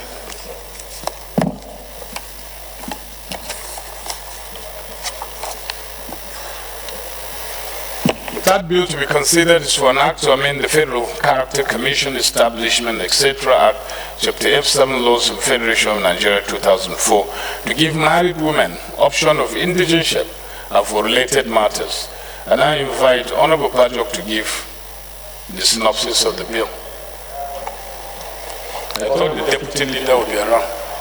Honorable Speaker, this is a very simple bill. Those two clauses, as a matter of fact, it seeks to amend Section 2 of the Principal Act, which deals with indigenship. This time around, by this bill, married women who are in the public service will be given the option to elect whether to belong to the, whether to be indigenous, to take indigenous of their husbands or of their fathers. So this is not a simple report. Thank you, Mr. Speaker.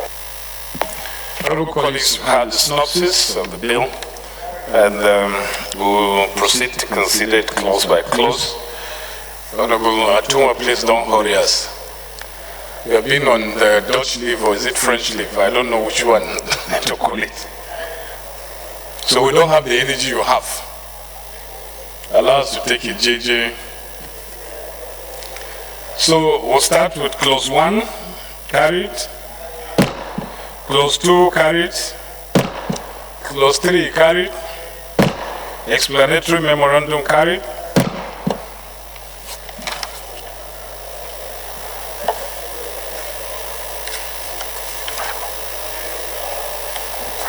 Have we taken the 5th?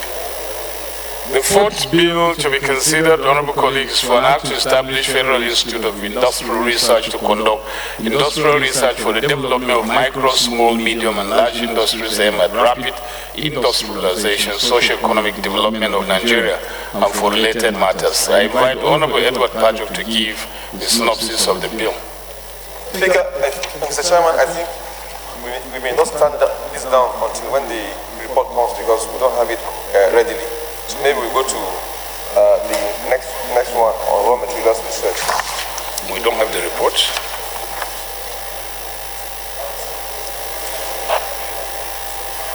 But I have the report with me. I've seen it. Yes. Honorable Speaker, may I move that this committee considers this bill, which is an establishment bill. The institute already exists, but this bill will give it legal backing. It's very important. It does have things to do with industrial research in the country, and also the development of micro, small, medium, and large industries in the country. The functions are stated in the bill, the composition, and everything that has to do with the bill are contained therein. I move that we consider this report. Honorable colleagues, you had the synopsis of the report and move to consider the report as is our custom, clause by clause. So we start with clause 1, which is the establishment of Federal Institute of Industrial Research. Carried. Clause 2. Clause 3. Clause 4. 5. 6, 7, 8, 9, 10, 11, 12, 13, 14, 15, 16, 17, 18, 19, 20, 21, 22, 23, 24, 25, 26, 27, 28, 29, 38, 31, 32, 33, nothing. They say at all, nine bad pass.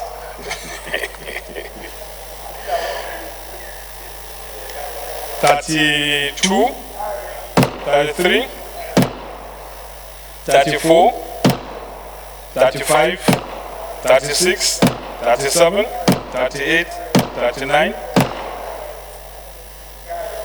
40,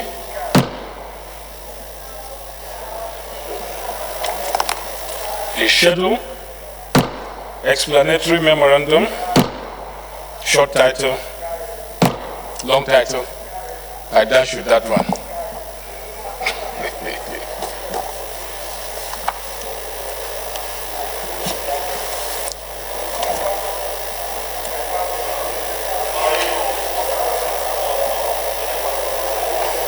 The fifth bill to be considered is for an act to repeal the Raw Materials Research and Development Council, Chapter R3 Laws of the Federation of Nigeria 2004, and enact the Raw Materials Research and Development Council Bill and for related matters.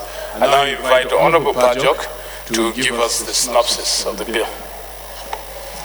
Thank you, Mr. Chairman. Mr. Chairman, this is a straightforward bill which seeks to repeal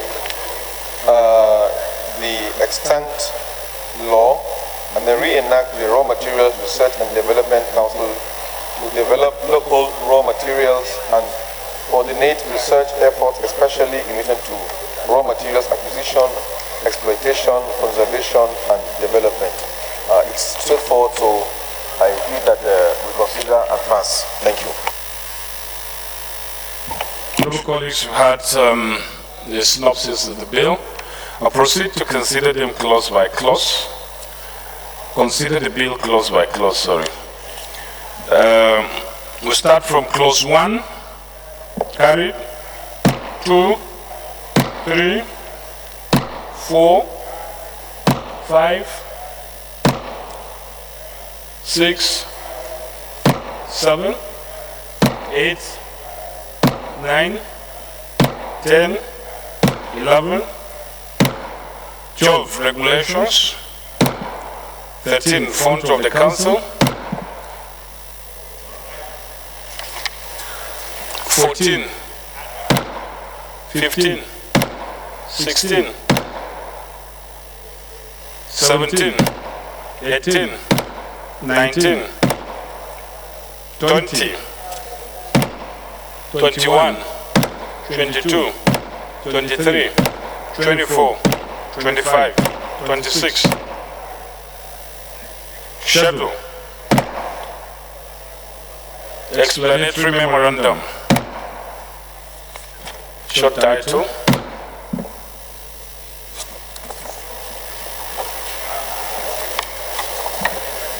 Sixth bill to be considered, honorable colleagues, for an act to establish a Chartered Institute of Directors of Nigeria, provide training for persons serving as directors in both public and private sectors to ensure professionalism, promote corporate governance, values by the directors, efficient service delivery, and for related matters, invite Honorable Sylvester Obaga to give us the synopsis of the bill.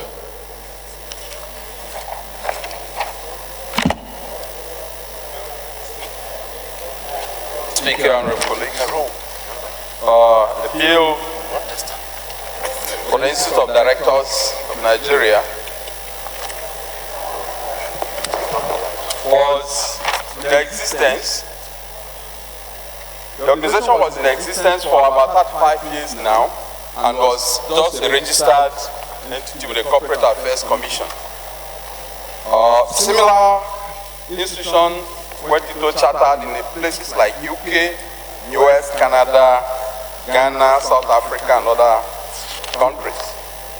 In summary, the bill seeks to establish Chartered Institute of Directors, promote practice of directorship of the public and private sectors, provide professional training for directors, and limit the international trainings as so popular in our institutions. And then promote high level of ethical standards in the practice of directors with the members. It was passed through public hearing where key stakeholders were present and their inputs were taken into consideration in arriving at the report so late. So I urge their colleagues to adopt these reports and then make the institute Chartered Institute for the progress and development of their professions. Thank you, Mr. Speaker. Honorable colleagues, we had the synopsis of the bill. We'll proceed as our custom considered clause by clause. Start with clause 1. Clause 1, that should be part of the bill carried. Clause 2, 3, 4, 5, 6, 7, 8, 9, 10, 11, 12, 13, 14, 15, 16, 17,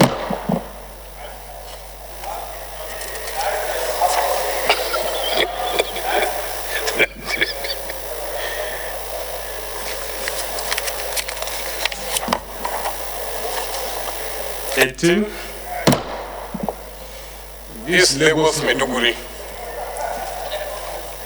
Yes, so it's express. All those small stations, it won't even stop in the lorry. 19, 20, 21, 22, 23, 24, 25, 26, 27, 28, 29, 30.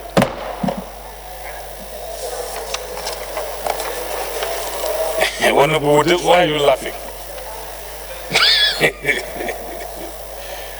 31, 32, 33, 34, 35, 36, 37, 38, interpretation. 39, that's the short title. Any other thing? Schedule, the first schedule.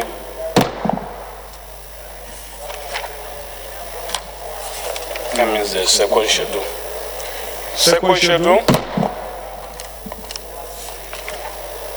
explanatory memorandum, long title.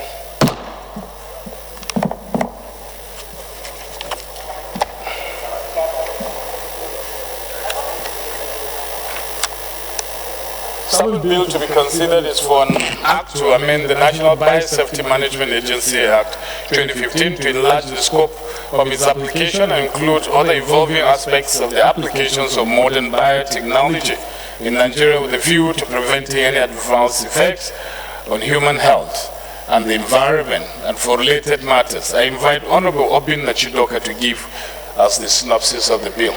Chairman, Rules and Business,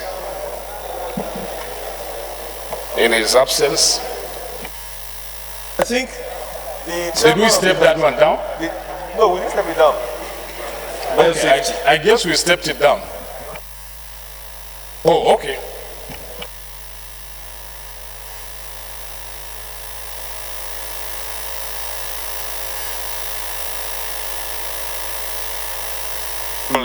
Take it since he's a member of the committee. However, since I moved it, let me quickly move.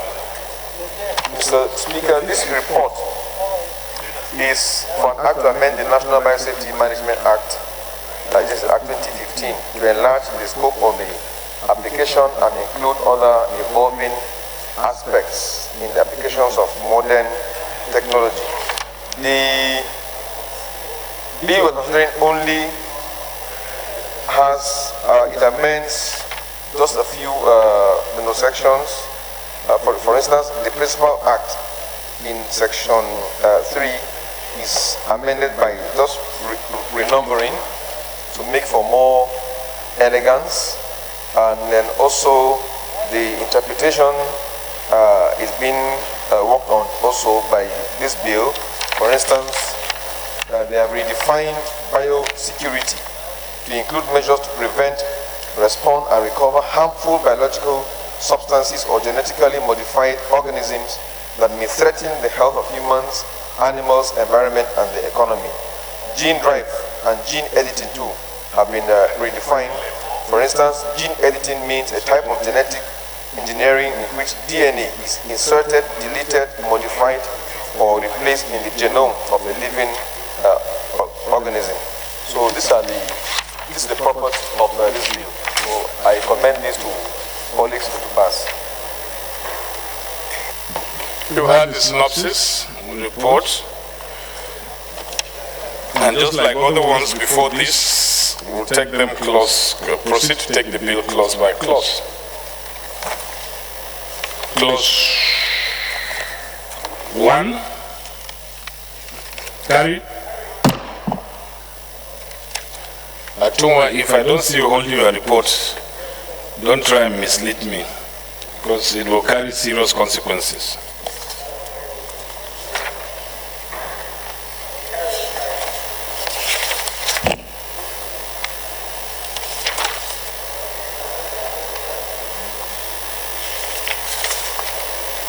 I saw one, I haven't seen two.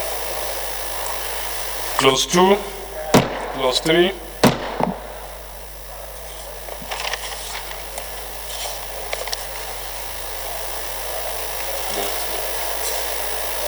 Clause 4, clause 5, clause 6,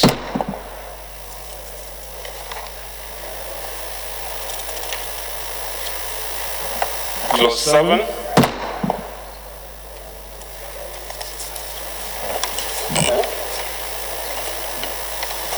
yes, I think we have overshoot our bounds. So we stop at clause 5. So all those 6 and 7 will carry it at the overcarriage. So no 6 and 7. Explanatory memorandum. I think that's all. Long title. I didn't see it.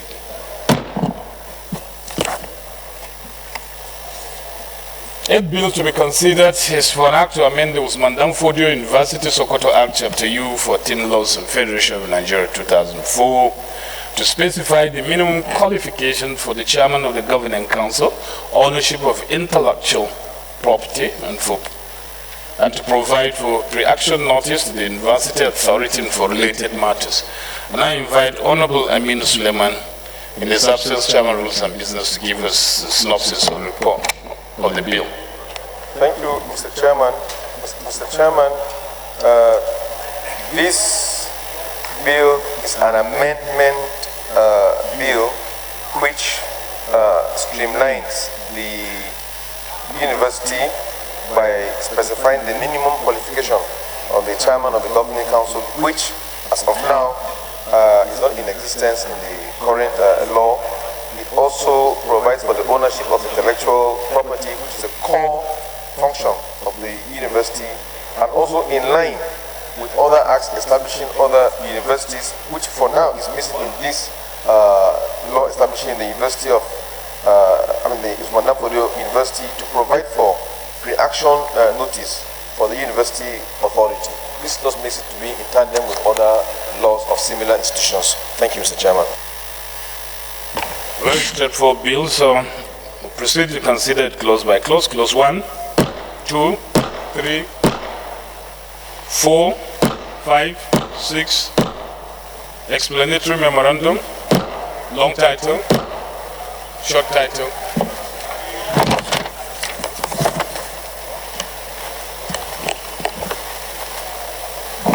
Ninth bill to be considered is for Act to provide for establishment of National Agency for Technology Management for related matters. I invite Honorable Benila to give us a synopsis of the bill.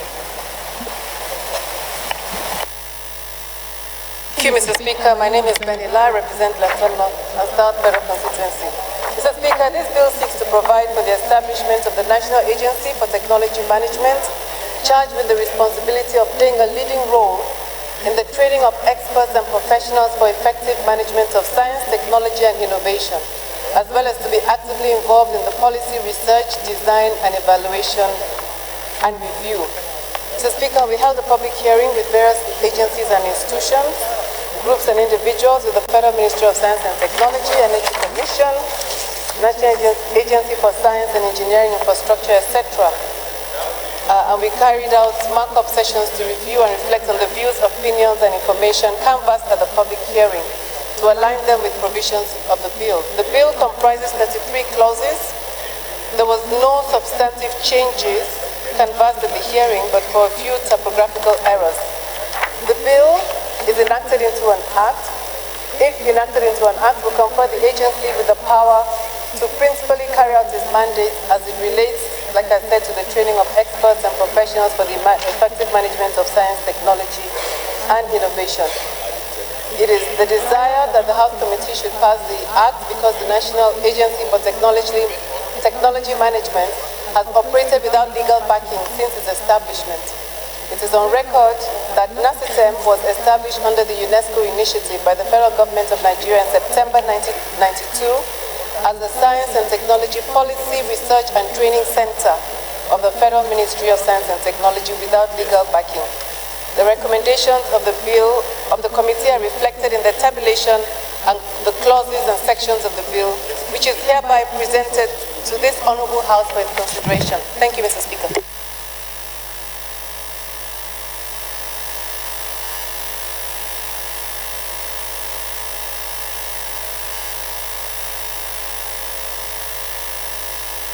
Yes. We have the synopsis of the report, and we'll proceed to consider the report clause by clause. And this report has 33 clauses, so we'll start from clause 1. On about 2, any observation, clause 1.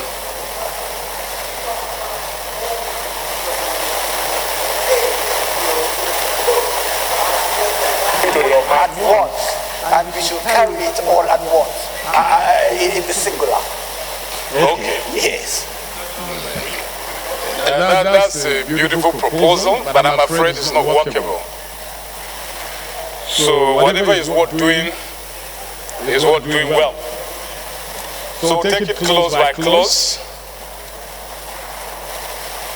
Clause 1, 2, 3, 4, 5, 6, 7, 8, 9, 10, 11, 12, 13, 14, 15, 16, 17,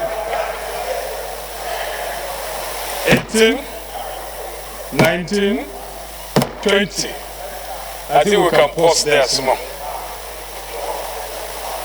21, 22, 23, 25, 24, 25, 26, 27, 28, 29, 30, 31,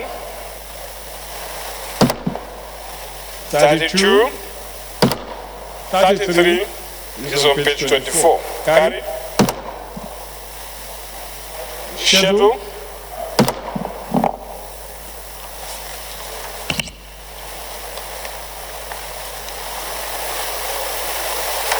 Explanatory memorandum, long title.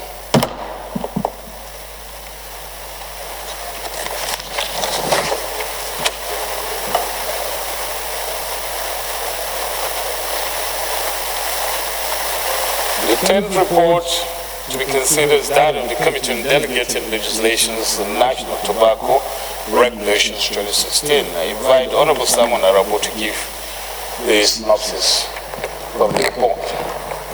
Thank you, Mr. Chair. Simon Arabo is my name. The House passed the National Tobacco Act 2015, which empowers the minister to draft regulation but with the approval of both chambers of the National Assembly. The President forwarded the draft regulations which the committee worked on. The regulation has 35 clauses and 5 schedules. The report is presented to this committee of the whole for presentation. I so submit, Mr. Chair. Thank you. So you've had the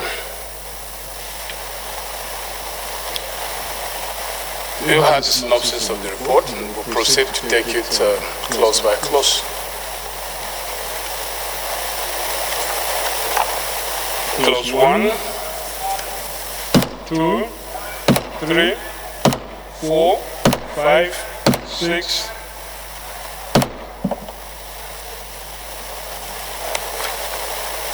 7, 8, 9, 10, 11, 12. Clause 11? Yes, sir. Okay. Clause 11. Chairman rules and business.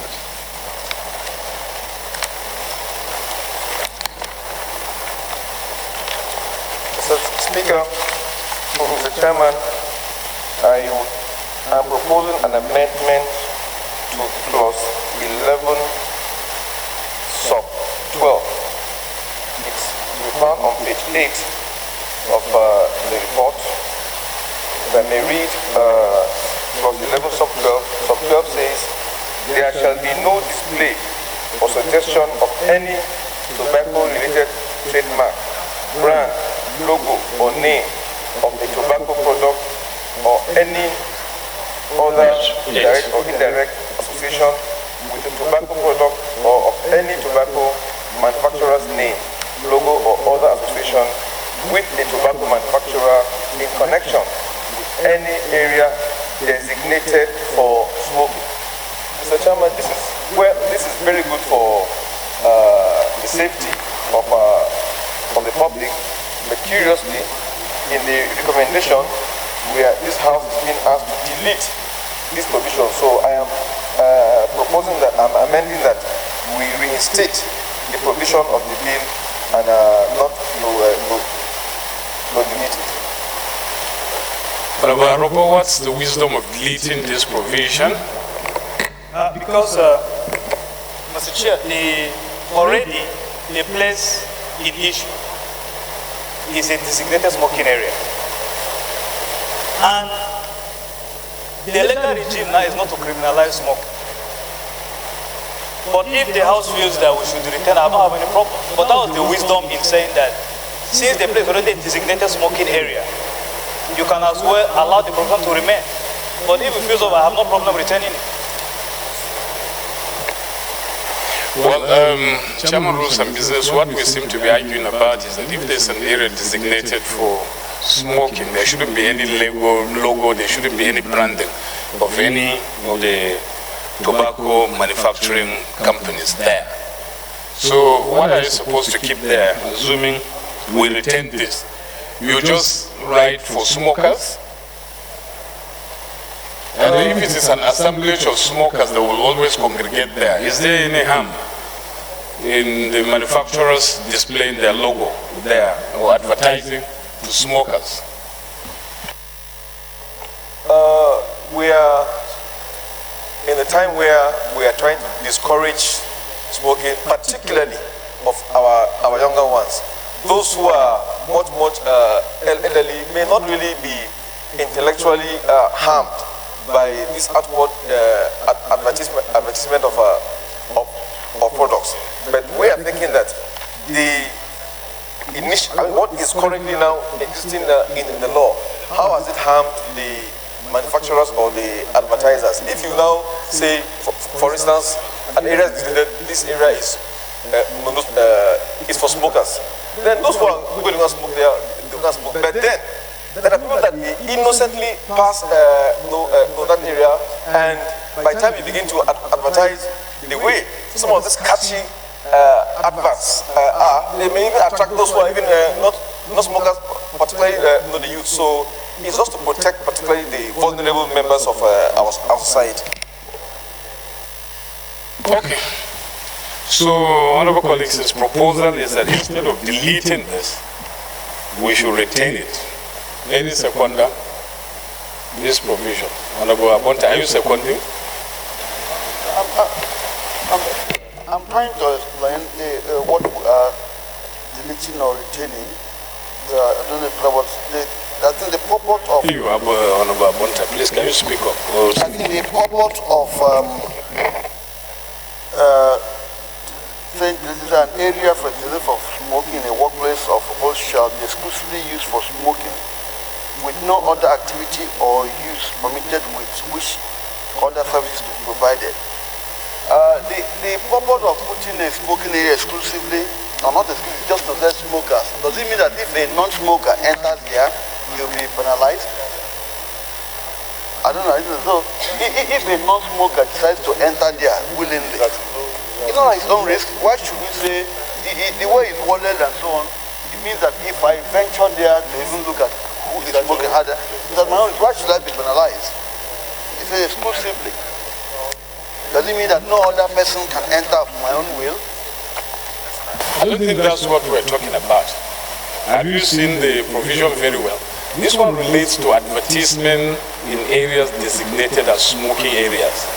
Now what, from their own recommendation, they said, okay, tobacco manufacturing plants can place their adverts there. But the first advert is trying to encourage what the bill seeks to cure. The advert it should simply be said smoking area, and that's sufficing. But the advert should be prohibited because smoking areas are normally done with glasses. They're also a public area, just like hall now. This place may be designed as smoking area, air conditioned with glasses. That advert is also catching to non-smokers who are passing. And because the smoking area that is just an area secluded, advert will still encourage cigarettes. Therefore, there should be everything. The purpose of this bill is to discourage smoking in being encouraged or to reduce it. Advert will also encourage the use of cigarettes. Therefore, it should only carry smoking area, and no advert should be allowed there. okay, I don't know, Honorable Arabo, is it the practice anywhere that there's an absolute ban on tobacco adverts, or that when you advertise any tobacco product, you have to warn people that tobacco kills, so that it causes mouth cancer or lung cancer or something like that? Chair, that is the international plan. In fact, we've already passed that. Those warnings are on the parts of the cigarette, the health warnings. And that this one is talking about areas that have been designated as smoke, that you can smoke there. Because smoking is not a crime, but I have no problem if we retain that position. I don't have any problems. Amendment that instead of deleting that provision, we should retain it. Any seconder? No seconder? So, okay, Honorable empty Monguno. Honorable Chairman, honorable members, I hereby second the motion as ably moved by Honorable Pajok, Leonard Esen, Chairman Rules and Business. Those in favor of the amendment say aye. Those against it say nay. Ayes have it. Clause 12. Carried. 13. 14. 15. 16. 17. 18. Let me be sure there's 18 there. 19, 20, 21, 22, 23,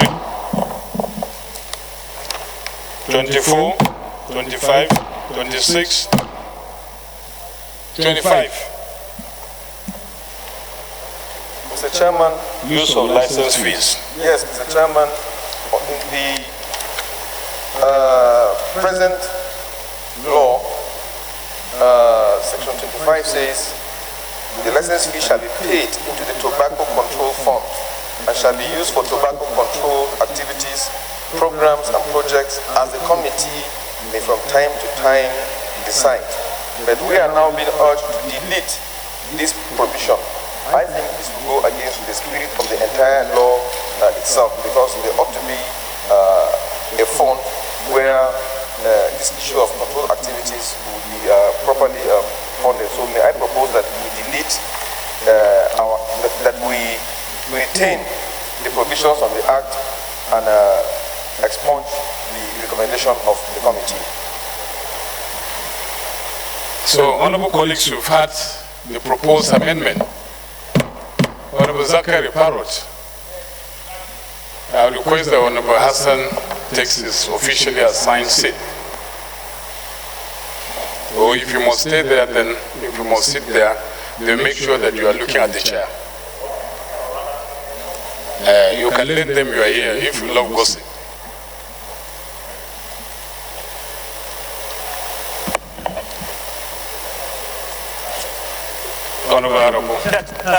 Thank you, Chairman. I may refer my colleague to Section 8 of the National Tobacco Control Act.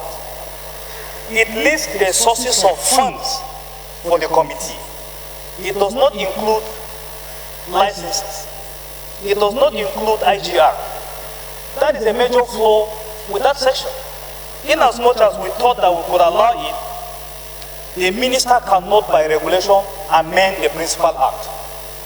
What is advisable is that unless and until Section 8 is amended to accommodate license fees, I don't see where we can capture it. That was the reason why we said it has to be treated under the extant laws. It cannot transfer funds when the principal law says these are the sources of funds for the committee. With your comprehension, my merits, it says, here is established the National Tobacco Control Fund, in this act referred to as the fund. The fund shall consist of 1A, monies as may be made available by the federal government from annual budgetary allocation approved by National Assembly. B, monies in form of subventions from any of the governments of the Federation to meet the stated objectives of this act. And C, gifts, donations, and testamentary distribution where the objectives of the entities making the gifts, donation, and distribution are not inconsistent with the objectives of the act. Where do we place license fees here? That was a major flaw with this act. So unless it is amended, there is no how we can now capture license fees as a fund for the committee. And we're actually going to make a recommendation to the ministry that they should push for the amendment of that section, because all over the world you fight tobacco. I mean, you control tobacco in the way to fight tobacco epidemic is from funds, from levies, but it's not captured in the principal act. That was the reason.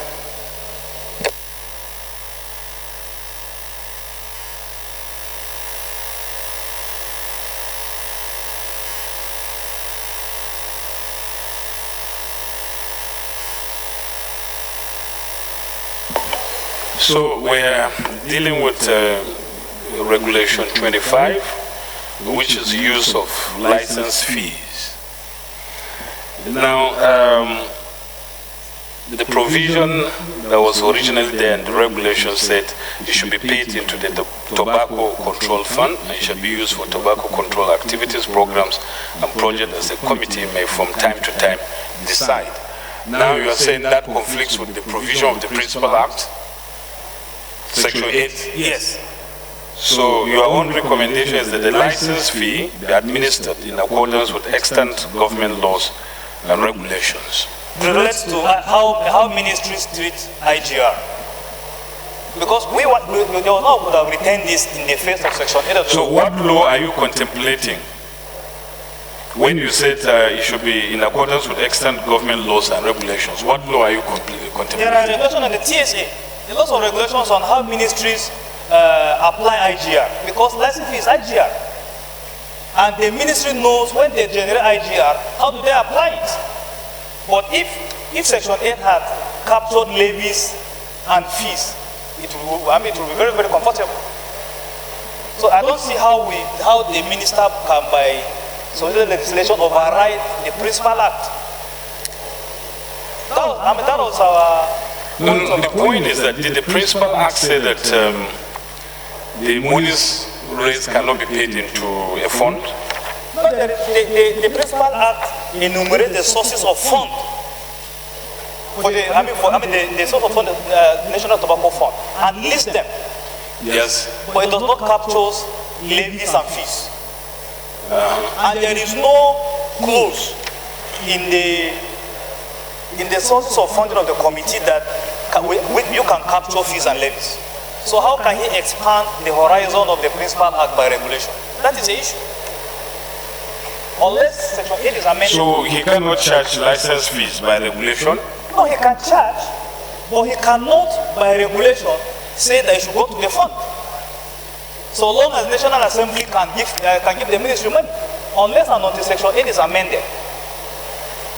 I want to be... Chairman Rules and Business, any... So yes, it is true that we now have the TSA as a policy of government.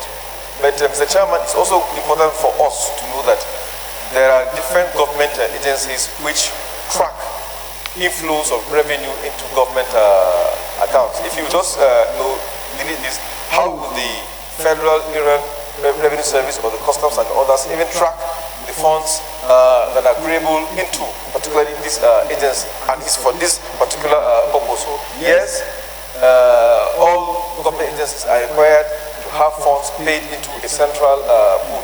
But that doesn't mean that the money belongs to all agencies of government. It only means that by the time they want to access those funds, there are ways that they can access those funds. So I think that it will still be needful to maintain the issue of funding of that agency, because sometimes you may cripple some agencies by some unnecessary bureaucratic red tape.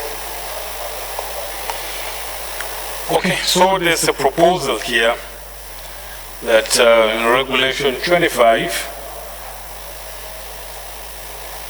instead of the original proposal, the committee is recommending that the license fee be administered in accordance with the extant government laws and regulations, not to be administered by the committee as suggested in the original draft. So any seconder to that proposed amendment?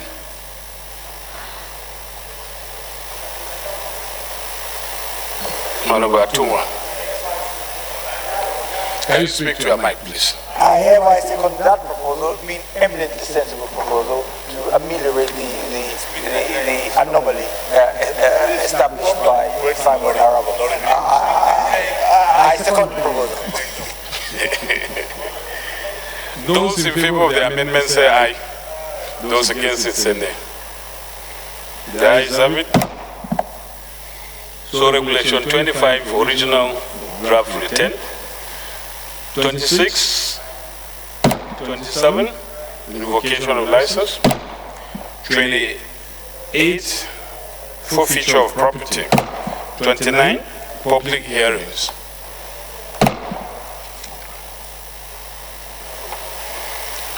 30, 31.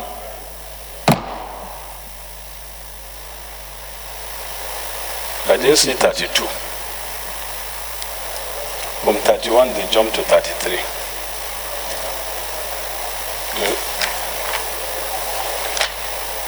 Okay, I haven't seen 32. In case 32 is there, carry. 33. 33, okay.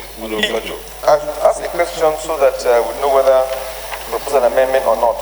That's the last page, clause 33, subsection 4, where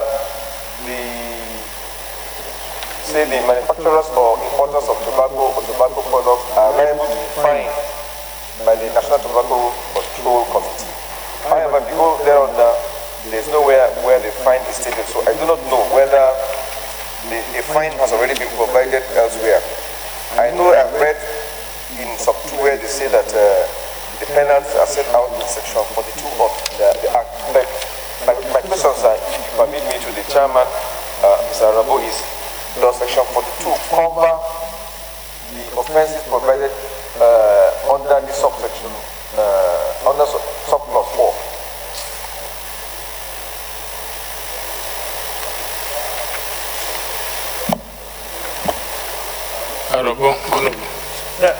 Thank you, Mr. Chairman. I've noticed the submission by my colleague. Number 4 is to soften the, because in the original regulation, you use this 1 and 2 as basis to revoke licenses, and we thought it is a very extreme measure. That is why we are saying, well, the committee can decide if these things happen. They will, they will have the liberty to impose any fine, just like the NCC can impose a fine on some of these telecoms. The fines are not fixed. We didn't fix any fine because they are not captured as offenses. But initially they were captured as activities that can result in revocation of license. Now we thought that it is a rather harsh and extreme measure. If you have the Minister of Health that has 1 or 2 issues, you can use that. And we thought that it is not one of the grounds for revocation of license. But we cannot just allow the companies to just misbehave without. That was what we now said they can be fined if these activities happen. That was the wisdom.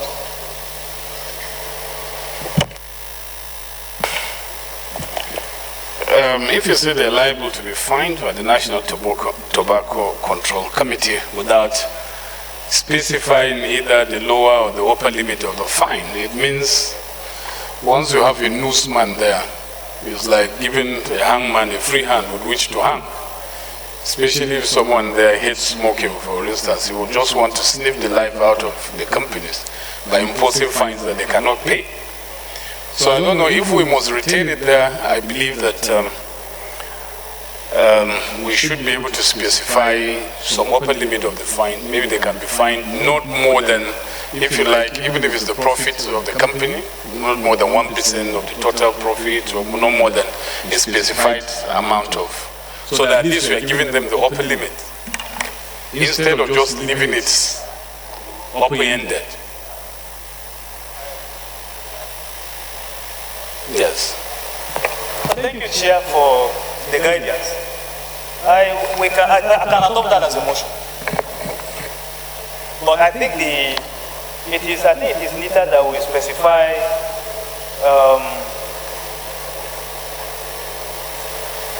like the first one, if they fail to submit annual report, I give them a fine of about ₦1 million. But the second one, so what's the objective of the fine now? Is it to deter them or to serve as punitive? It's part of the tobacco control, sir. Because it's 1 million and it's a big company, it's not even a slap on the wrist. You know, it's just something that they dashed. Okay, in that case, multiply by 10. Or you can say no more than 10 million, for instance. So the committees can decide based on the level of infringement to say, okay, it's 7 million, it's 8 million, it's 9 million, it's 9.5, or it's 2, or it's even 1, if it's not a serious infringement. That's why I said upper limit. But the second one is a more serious one. If the manufacturer import in excess of that, the license was granted, you can say that one, we can say not more than 20 million.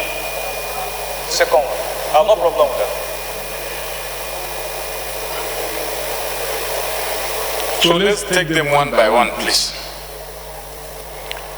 In the case of the first, the fine should not be more than 10 million, not more than 10 million. Honorable Wayo. Mr. Speaker, if you look at the fine against political candidate, party or campaign, if you go to 33 sub 3, a person who contravenes the provisions of these regulations in relation to enforcement commit an offense and is liable on conviction to the following penalties.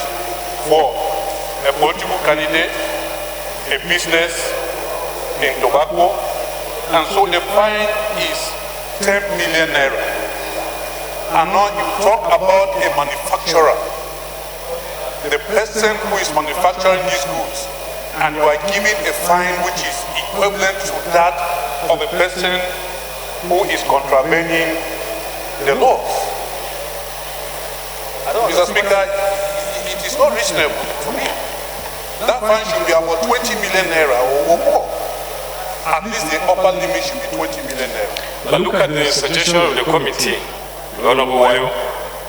For that UAA, they have reduced it to 2 million instead of 10 million.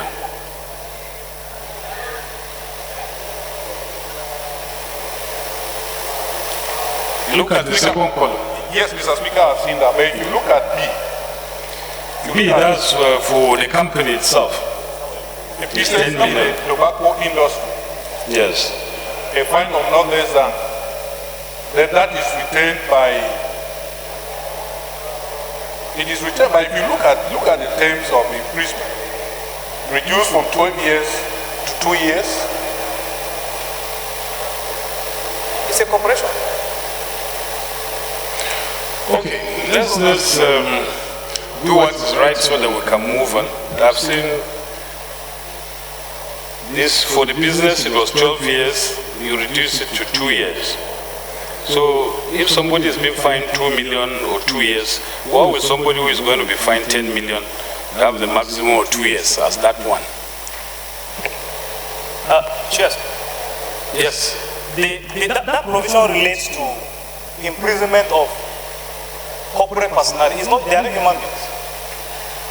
So when you say that we are sending a company to jail for 12 years, to me the most important is a conviction. Because unless you are going to lift the veil and go after the directors, basically it's just that the company is convicted and then what? But that's the most what we say, well, the fine is the most important thing, because initially they said 10 or 12 years imprisonment. Under traditional company laws,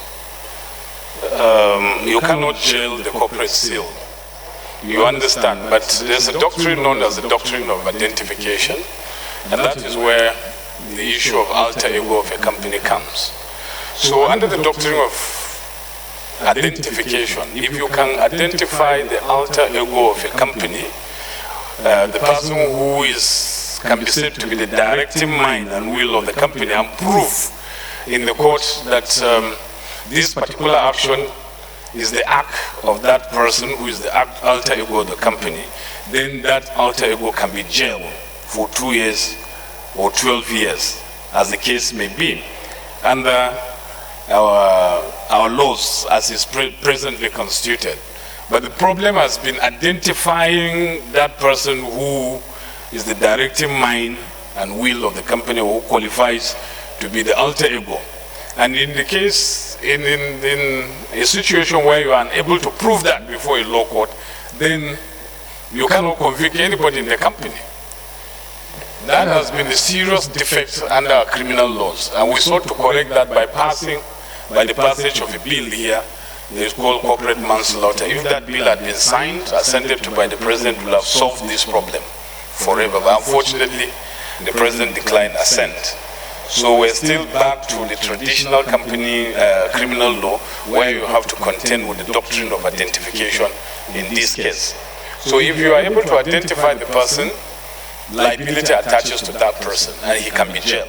But if you are unable to do that, you can't even convict, you can only fine the company, you can't jail the corporate still. Honorable Atuma. Yeah, Mr. Speaker, I wholeheartedly agree, but I beg to differ slightly. Whilst Mr. Chairman is right about the alter ego being held responsible for the act of the corporate body, that lies within the realms of civil litigation, perhaps even things like negligence.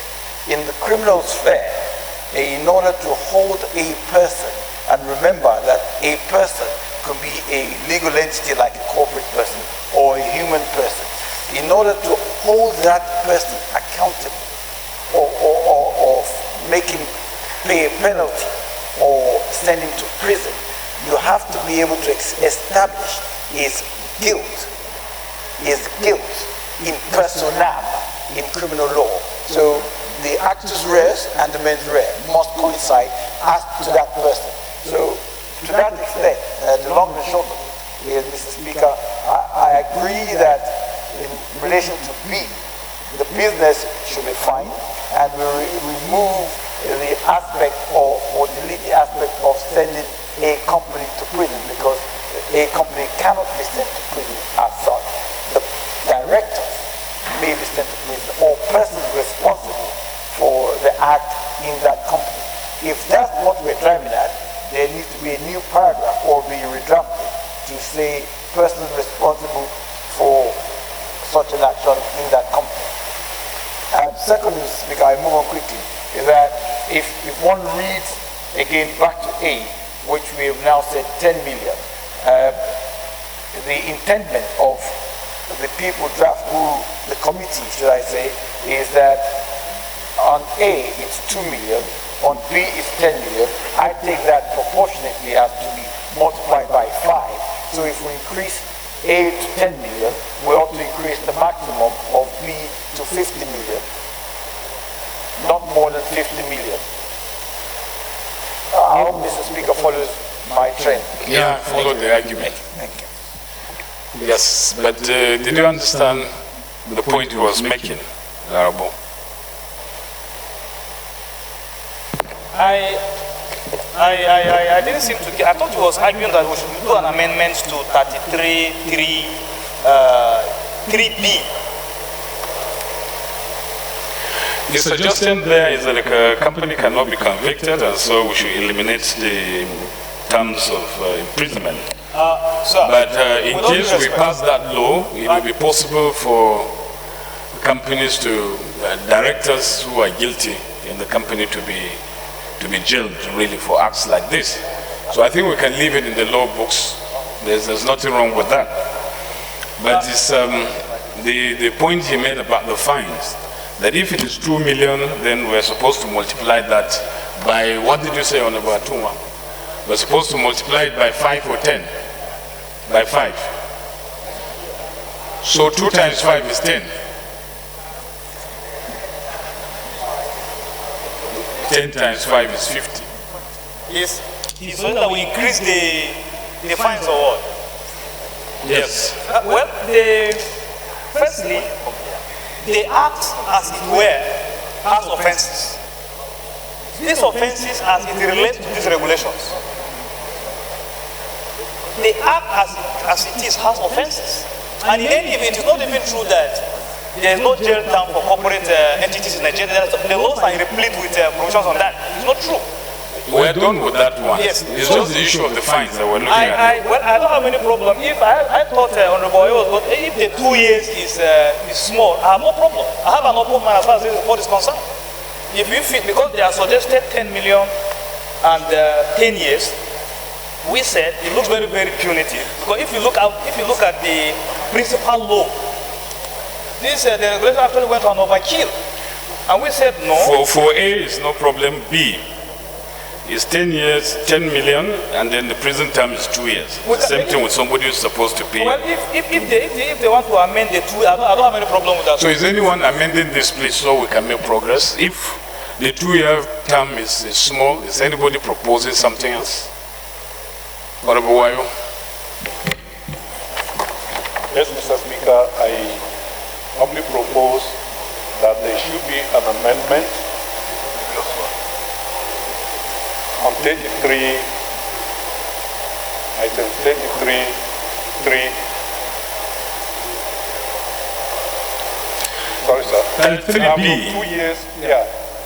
Now from 2 years to at least 8 years instead of 2 years. Of not more than 8 years. Not more than 8 years.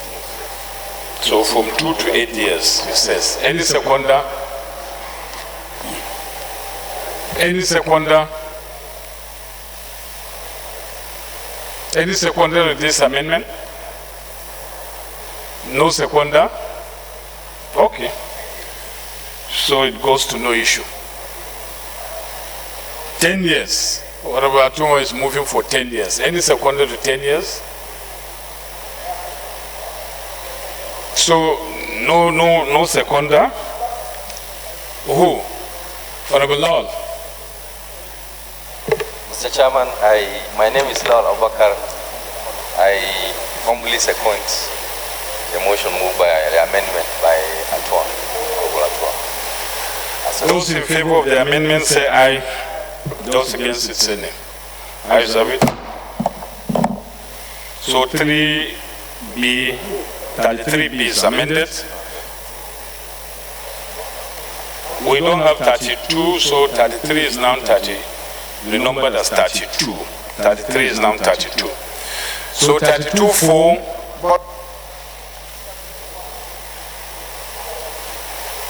No, I think 10 million is said to be okay. So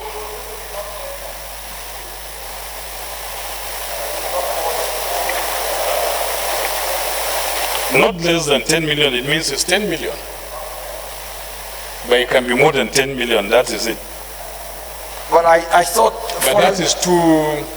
It should be not more than. Yeah, exactly. Instead of not less than. Yes, which is why I was proposing an upper limit of 50. Yeah. Yeah. So not more than what?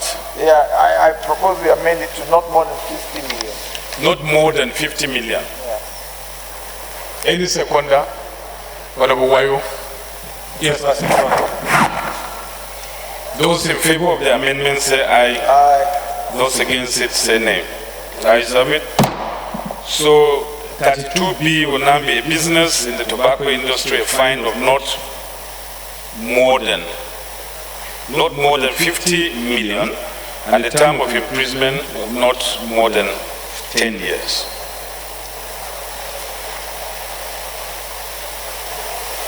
So,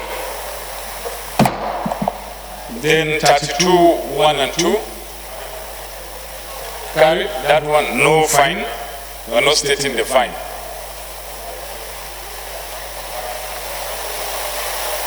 Are we carrying 32(4), 1 and 2?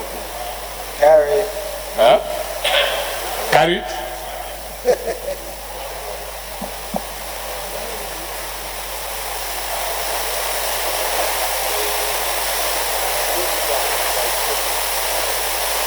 Where's Honorable Pajok? Who had set some kind of fines. But if you say they are liable to be fined by the National Tobacco Control Committee without stating the fine, is neither here nor there. Honorable Arabo, is there anything you want to do, or you want us to leave the regulation like that? This issue of they should be fined by the National Tobacco Control Committee without giving an indication as to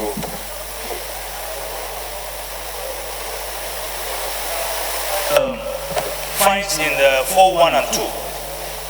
So I move that we include fines in the 4.1, Roman 1 to not more than 10 million, then Roman 2 not more than 20 million.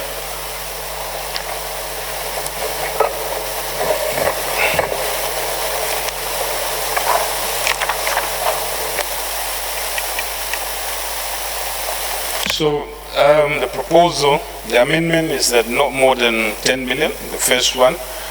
The regulation 3242, Roman numeral 2, the fine should be not more than 20 million. Any seconder? Honorable Biodun. Thank you, Mr. Chairman. Biodun Olashupo is my name from Oyo State. I hereby second the amendment. Thank you. Those in favor of the amendment say aye. Those against it say nay. Ayes have it. Clause 32 as amended. Clause 33, 34 is non-33 interpretation. Carried.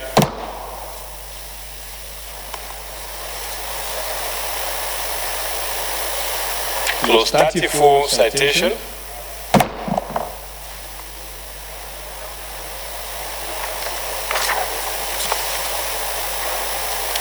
So this is a regulation, it has no long title, no. We didn't pass the schedules. There are 5 schedules. Additional schedule here.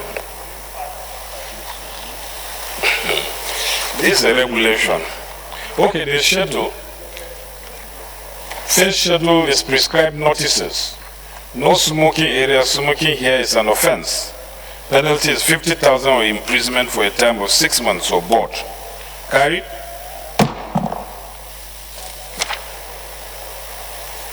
Second schedule is health warning and messages. Carried.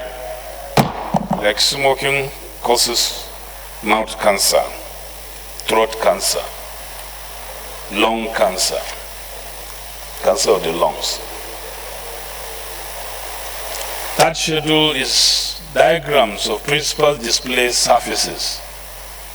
Carried.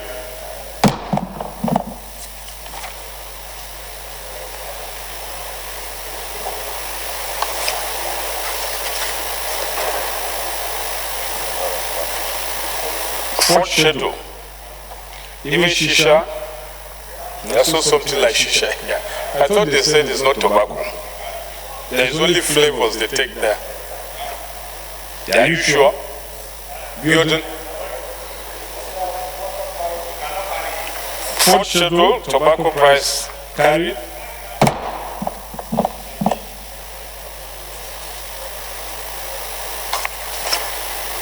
I think fourth schedule is the last one.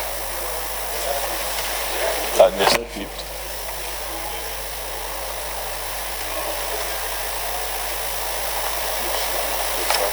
The option. Fifth schedule.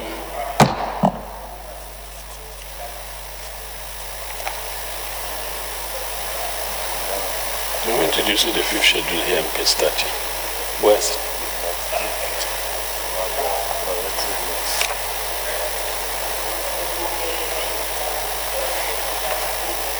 Where is the explanatory note here?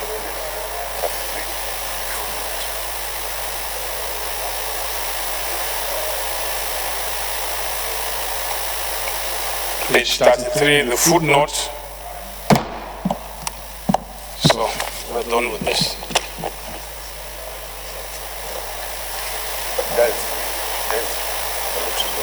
Huh?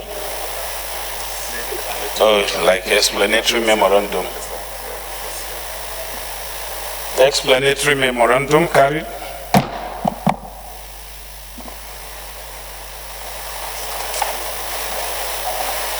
Next report to be considered. Are we moving to petitions now? We're in 33 is petition. 33 is petition.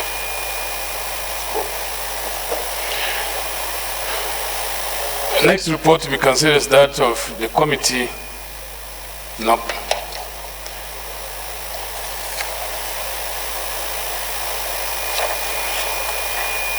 It's on the petition by Joseph Ulaha against the Petroleum Technology Development Fund (PTDF) over unlawful withdrawal of his scholarship award. We invite Honorable Uzoma Nkiama-Bonte to give us the synopsis of the report.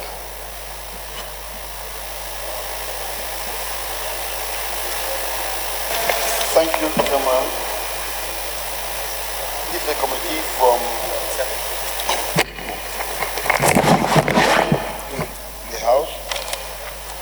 Upon the constitution, we deemed it fit to they saw that I was denied it, hence the only two recommendations. We pray that the House adopts them. Thank you, Mr. Chairman. Okay, we have the report, the recommendations quite simple and straightforward. So we'll go to the recommendations and pass them if we so wish. Recommendation 6.1,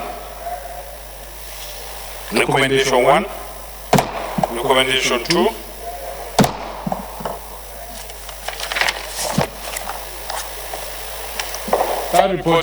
next report we consider petition by G.U. Moneke and Co. against the Independent National Electoral Commission (INEC) compulsory retirement of Chizoba from the Commission and the blatant refusal to obey the order of a court. I invite Honorable Uzoma Nkemabonte to give us the synopsis of the report. Thank you, Chairman.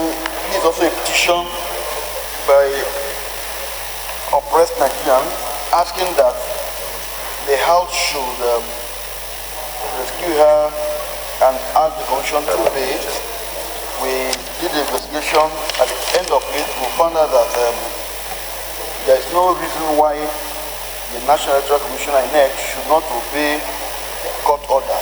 There must be sanctity in our land. If otherwise, court orders should be obeyed if there's no appeal, and there's none here. So we just said that urge the National Electoral Commission to obey court order in suit number NICN AWK 03212 given in the favor of Ms. Chizoba Akutegwe, wherein an order was made that should be reinstated.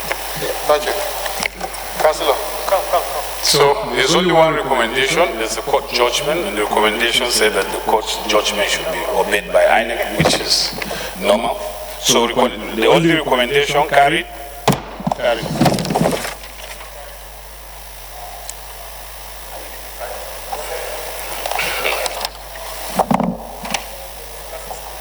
The fourth report to be considered is on the petition by Blessing Wanko against the Independent National Electoral Commission, INEC, the unlawful termination of his appointment from the service of INEC. I invite Honorable Uzoma Nkemabonte to give synopsis of the report.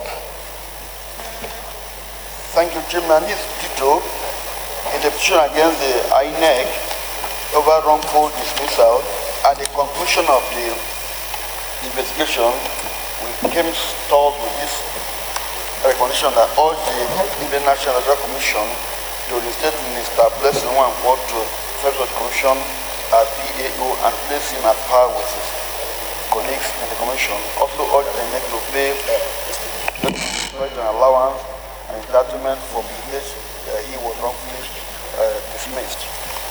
Only two recommendations. Recommendation 1 carried. 2. Next report we consider is a petition by Mr. Edward Ngani Jim against the defunct National Electric Power Authority, NEPA now Transmission Company of Nigeria, TCN, on the illegal and premature retirement of Edward Ngani. We invite Honorable Uzoma Nkemabonte to give us synopsis of the report. There is a petition from against the Transmission Company, former National Electric Power Authority, who claimed there was a error in their judgment, but upon all, it was found that he was illegally and prematurely retired, and we took one resolution that urged them to forfeit to the service of the company.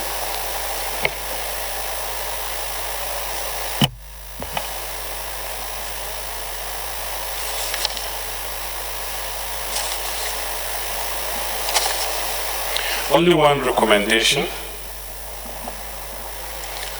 Carried. Next report to be considered is the petition by Rijawa Resources Nigeria Limited against the Honorable Minister of Federal Capital Territory on alleged revocation of its plot of land at Kurudu. I invite Honorable Uzoma Nkemabonte to give us synopsis of the report. This is a petition against the the Minister of Federal Capital Territory on alleged violation of its clause of land at the Kurudu and then upon the conclusion of the matter, they also admitted that they booked the land wrongfully, believing to work. So we agree that it should be relocated, they should give the title of the land in question within 6 months, or in the alternative, if they cannot, it should be relocated to another place, but to be just to take his land without any favorism on the ground of mistake. They should return his land, or in the alternative, relocate it to another place of the same equal density. Only one recommendation.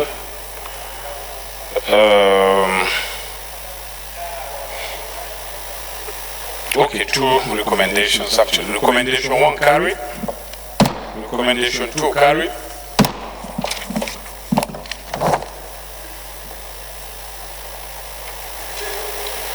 Next report to be considered is on the petition by Magana Parks Law Partners against the Nigerian Content Development and Monitoring Board, NCDMB, on the victimization, unfair treatment,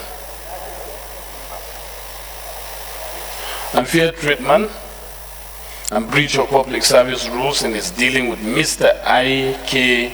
Joy Ozo. I invite Honorable Zoma Ikemabonte to give us a synopsis of the report. Thank you, Mr. Chairman. This is a petition by Grieved Nigerian against the local Nigerian Content Board for unfair treatment and all whatnot. At the end of the petition went to Public Complaints Commission in Agua, who handled the matter and resolved. Looked at the matter and came with only a resolution that the position of Public Complaints Commission by ASA should be absolved. Then we came with 2 recommendations saying that the Public Complaints Commission did should be obeyed, and then that Mr. I.K. Joy also be deployed to Port Harcourt River State instead of on those states thereof. Thank you, Mr. Chairman.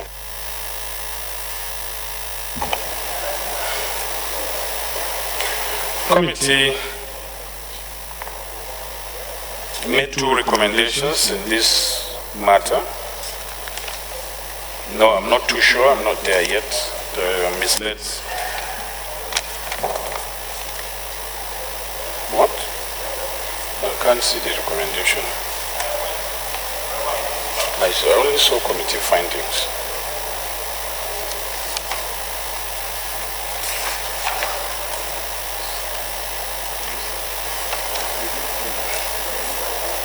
I didn't see the recommendation, only committee finding. How many recommendations?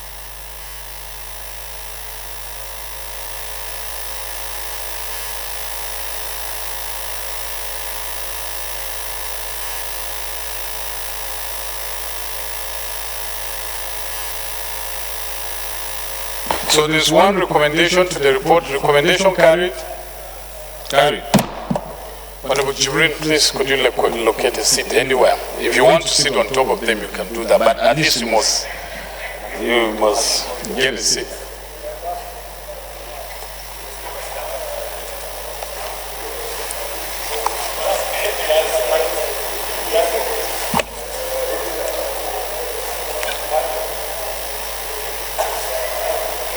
Next report to be considered is on the petition by Angela Wese Ono against Abbey Building PLC on her forced withdrawal from the services of Abbey Building PLC. I invite Honorable Uzoma Ikemabonte to give us a synopsis of the report.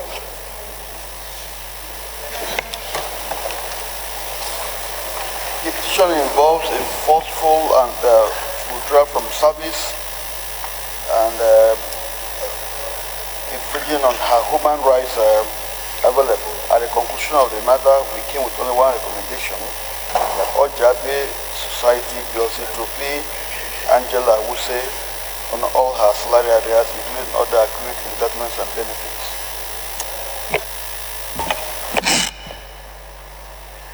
Only 1 recommendation. Recommendation carried. Last but not the least, the denial report to be considered is in the petition by Eze Charity against the Nigerian Army on providing accommodation for female and male soldiers in the same apartment, sexual molestation, rape, unlawful arrest, prolonged detention without being fed for several days, handcuffing a female soldier while in detention for 3 days after dismissal from service and seizure of property. We invite the Honorable Zoma Nkemabonte to give us a synopsis of the report. Being the last we considered Chairman is a petition by a female soldier against the Nigerian Army who, according to her, reported the act of bunkering by soldiers, and the civilians now arrested her, detained her, and in the same cell with other male soldiers. At the end of it all, we found that, as a matter of fact, we cannot ask that she be put back in the army, having regards to the chain command. Then we say, urge Nigerian Army to pay her the sum of 3.2 million naira, being the cost of her seized things. She was selling military hardware, goods, and so on. She tendered receipts and purchase and so on. Army could not deny the purchase of that. So she paid that, mean the value of the goods she claimed and tendered evidence of which she had, which Army could not control it. Then the second one, we said, all Nigerian Army to pay is a charge of 2 million naira for unlawful arrest, sexual harassment, prolonged detention without being fed, and handcuffing for several days while in the military cell. It's difficult for us to assess this, but we are left with no option.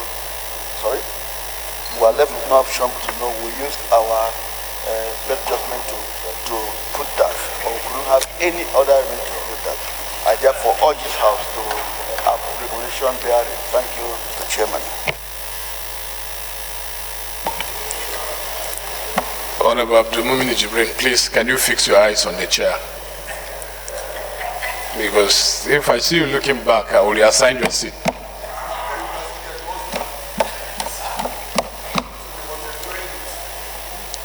Laughing is not a crime, but to make somebody to life against his will is the problem.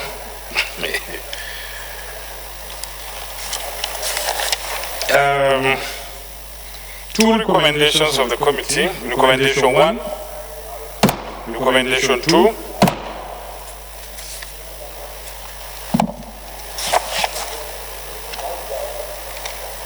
Leader, motion will revert to plenary to report progress. Thank you, Mr. Chairman. I move that this House revert to plenary to report progress. Deputy Leader. Mr. Chairman, sir, respected colleagues, I second that when the motion moved by the Leader of the House. Those in favor of the motion say aye. Those against it say nay. Ayes have it. House reverts to plenary to report progress.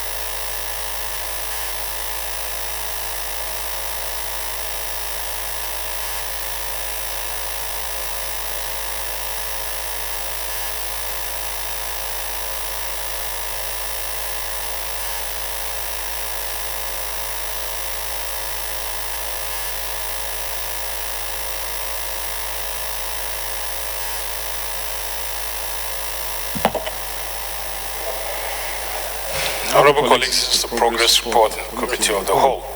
The House and the Committee of the Whole consider a report on Bill for Act to amend the provision of the Electoral Act No. 6, 2010 and for related matters and approve clauses 1 to 4 therein. The House and the Committee of the Whole consider reports on the Bill for Act to establish the National Institute of Credit Administration and for related matters and approve clauses 1 to 3 therein. The House and the Committee of the Whole consider report on the Bill for an Act to amend the Federal Character Commission Establishment, etc. Act, Chapter F7, Laws of the Federation of Nigeria 2004, to give married women option of indigenship and for related matters, and approve clauses 1 to 3, the explanatory memorandum, the long title of the bill.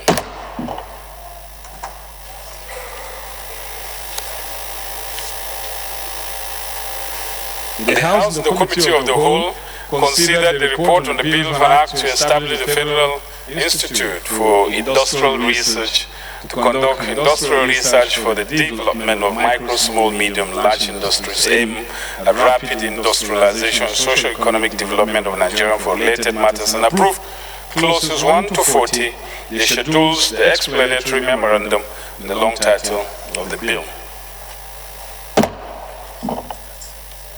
37.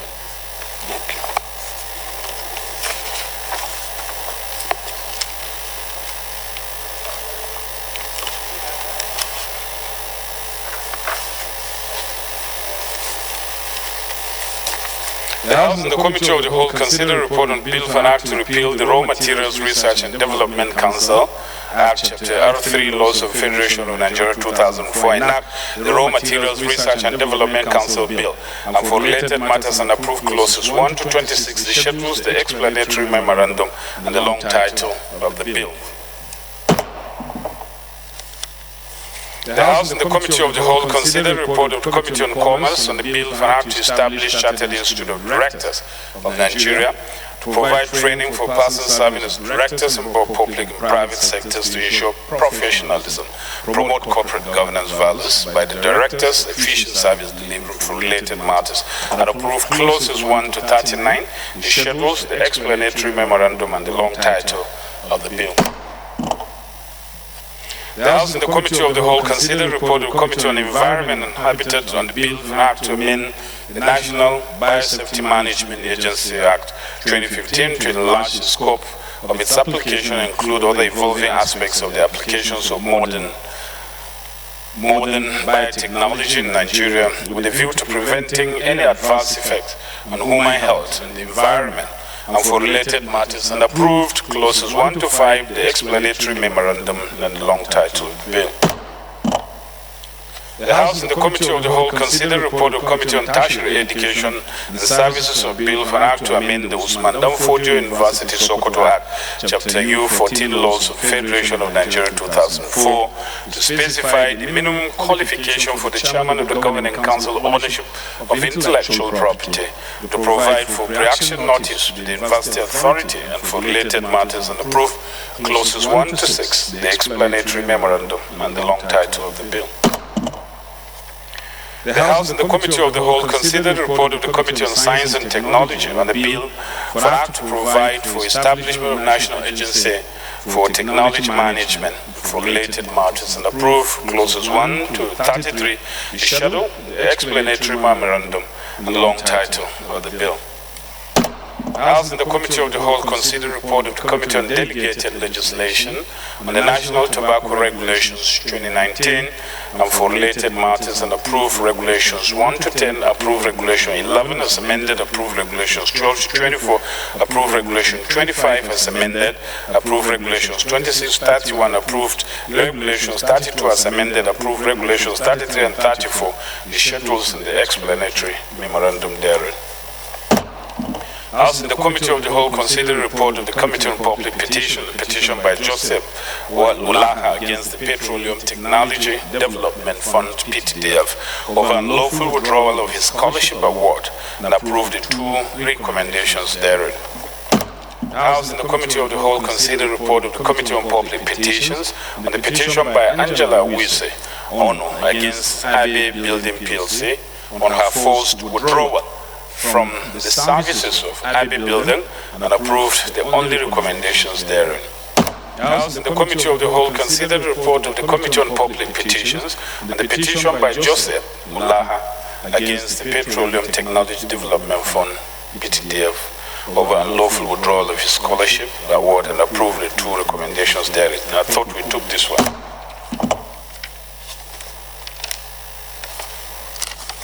The House and the Committee of the Whole considered the report of the Committee on Public Petition, a petition by G.U. Moneke and Co. against the Independent National Electoral Commission, INEC, on compulsory retirement of Chibozo Kutuke from the Commission and the blatant refusal to obey the order of a court and approve the only recommendations therein. House and the Committee of the Whole consider a report of the Committee on Public Petitions, a petition by Rijal Resources Nigeria Limited against the Honorable Minister of Federal Capital Territory on late revocation of its plot of land at Kurudu and approve recommendations 1 and 2 of the report. The House and the Committee of the Whole consider a report of the Committee on Public Petitions, a petition by Magana Pax Lorry Partners against the Nigeria Content Development Monitoring Board, NCDMB, on the victimization and lawful treatment and breach of public service rules in its dealing with Mr. Ike Joy Uzo and approve recommendations 1 and 2 therein. The House and the Committee of the Whole considered the report of the Committee on Public Petitions on petition by Angela Awise Ono against Abbey Building PLC on her forced withdrawal from the services of Abbey Building and approve the only recommendations therein. The House and the Committee of the Whole consider the report of the Committee on Public Petitions on the petition by Eze Charity against the Nigerian Army on providing accommodation for female and male soldiers in the same apartment, sexual molestation, rape, and lawful arrest, prolonged detention without being fed for several days, handcuffing a female soldier while in detention for 3 days after dismissal from service and seizure of property, and approve recommendations 1 and 2 therein. The motion for adoption of the report.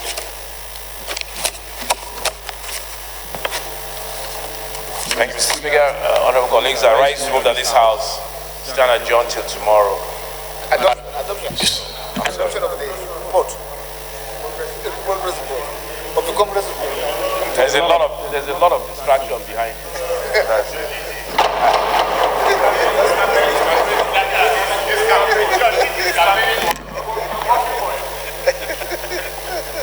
Mr. Speaker, am I covered?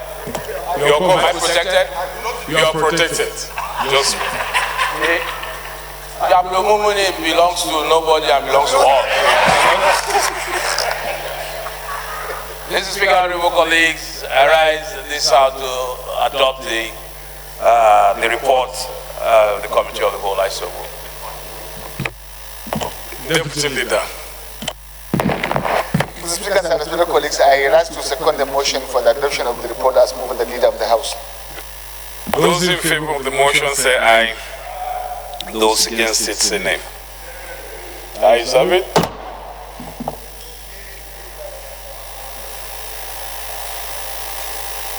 So, take announcement and then adopt the votes and proceedings for today so that we can process the bills. Conference Committee on National Refugees Bill. The chairman will be Honorable Aminu Sani Jaji, Honorable Sunday Adepoju member, Linda Piazzo member, Honorable Abdul Rahman Namdas member, Honorable Mahmoud Mohammed Wudu, engineer member, Honorable Hassan Saleh member, Honorable Ogene member. This Conference Committee on National Refugees Bill. National Refugees Commission Bill. I lead a motion that we adopt the votes and proceedings so that they can process the bills that we have passed. Leader, motion for adoption of votes and proceedings. Thank you, Mr. Speaker. I rise to move that this House to adopt the motion to adopt the votes and proceedings of today. I so move. Deputy Leader. Speakers and respected colleagues, I rise to second the motion as moved by the Leader of the House. Favor of the motion say aye. Those against it say nay. Ayes have it. Now, rules of business. Are you sure we have done justice to the businesses of today? Motion for adjournment. Let me commend Mr. Speaker for doing the work of both the Speaker and chairing the Committee of the Whole, and also assist assisting the leader of the House. Leader, for adjournment, we need to go. Thank you, Mr. Speaker, honorable colleagues. Let me also commend the chairman business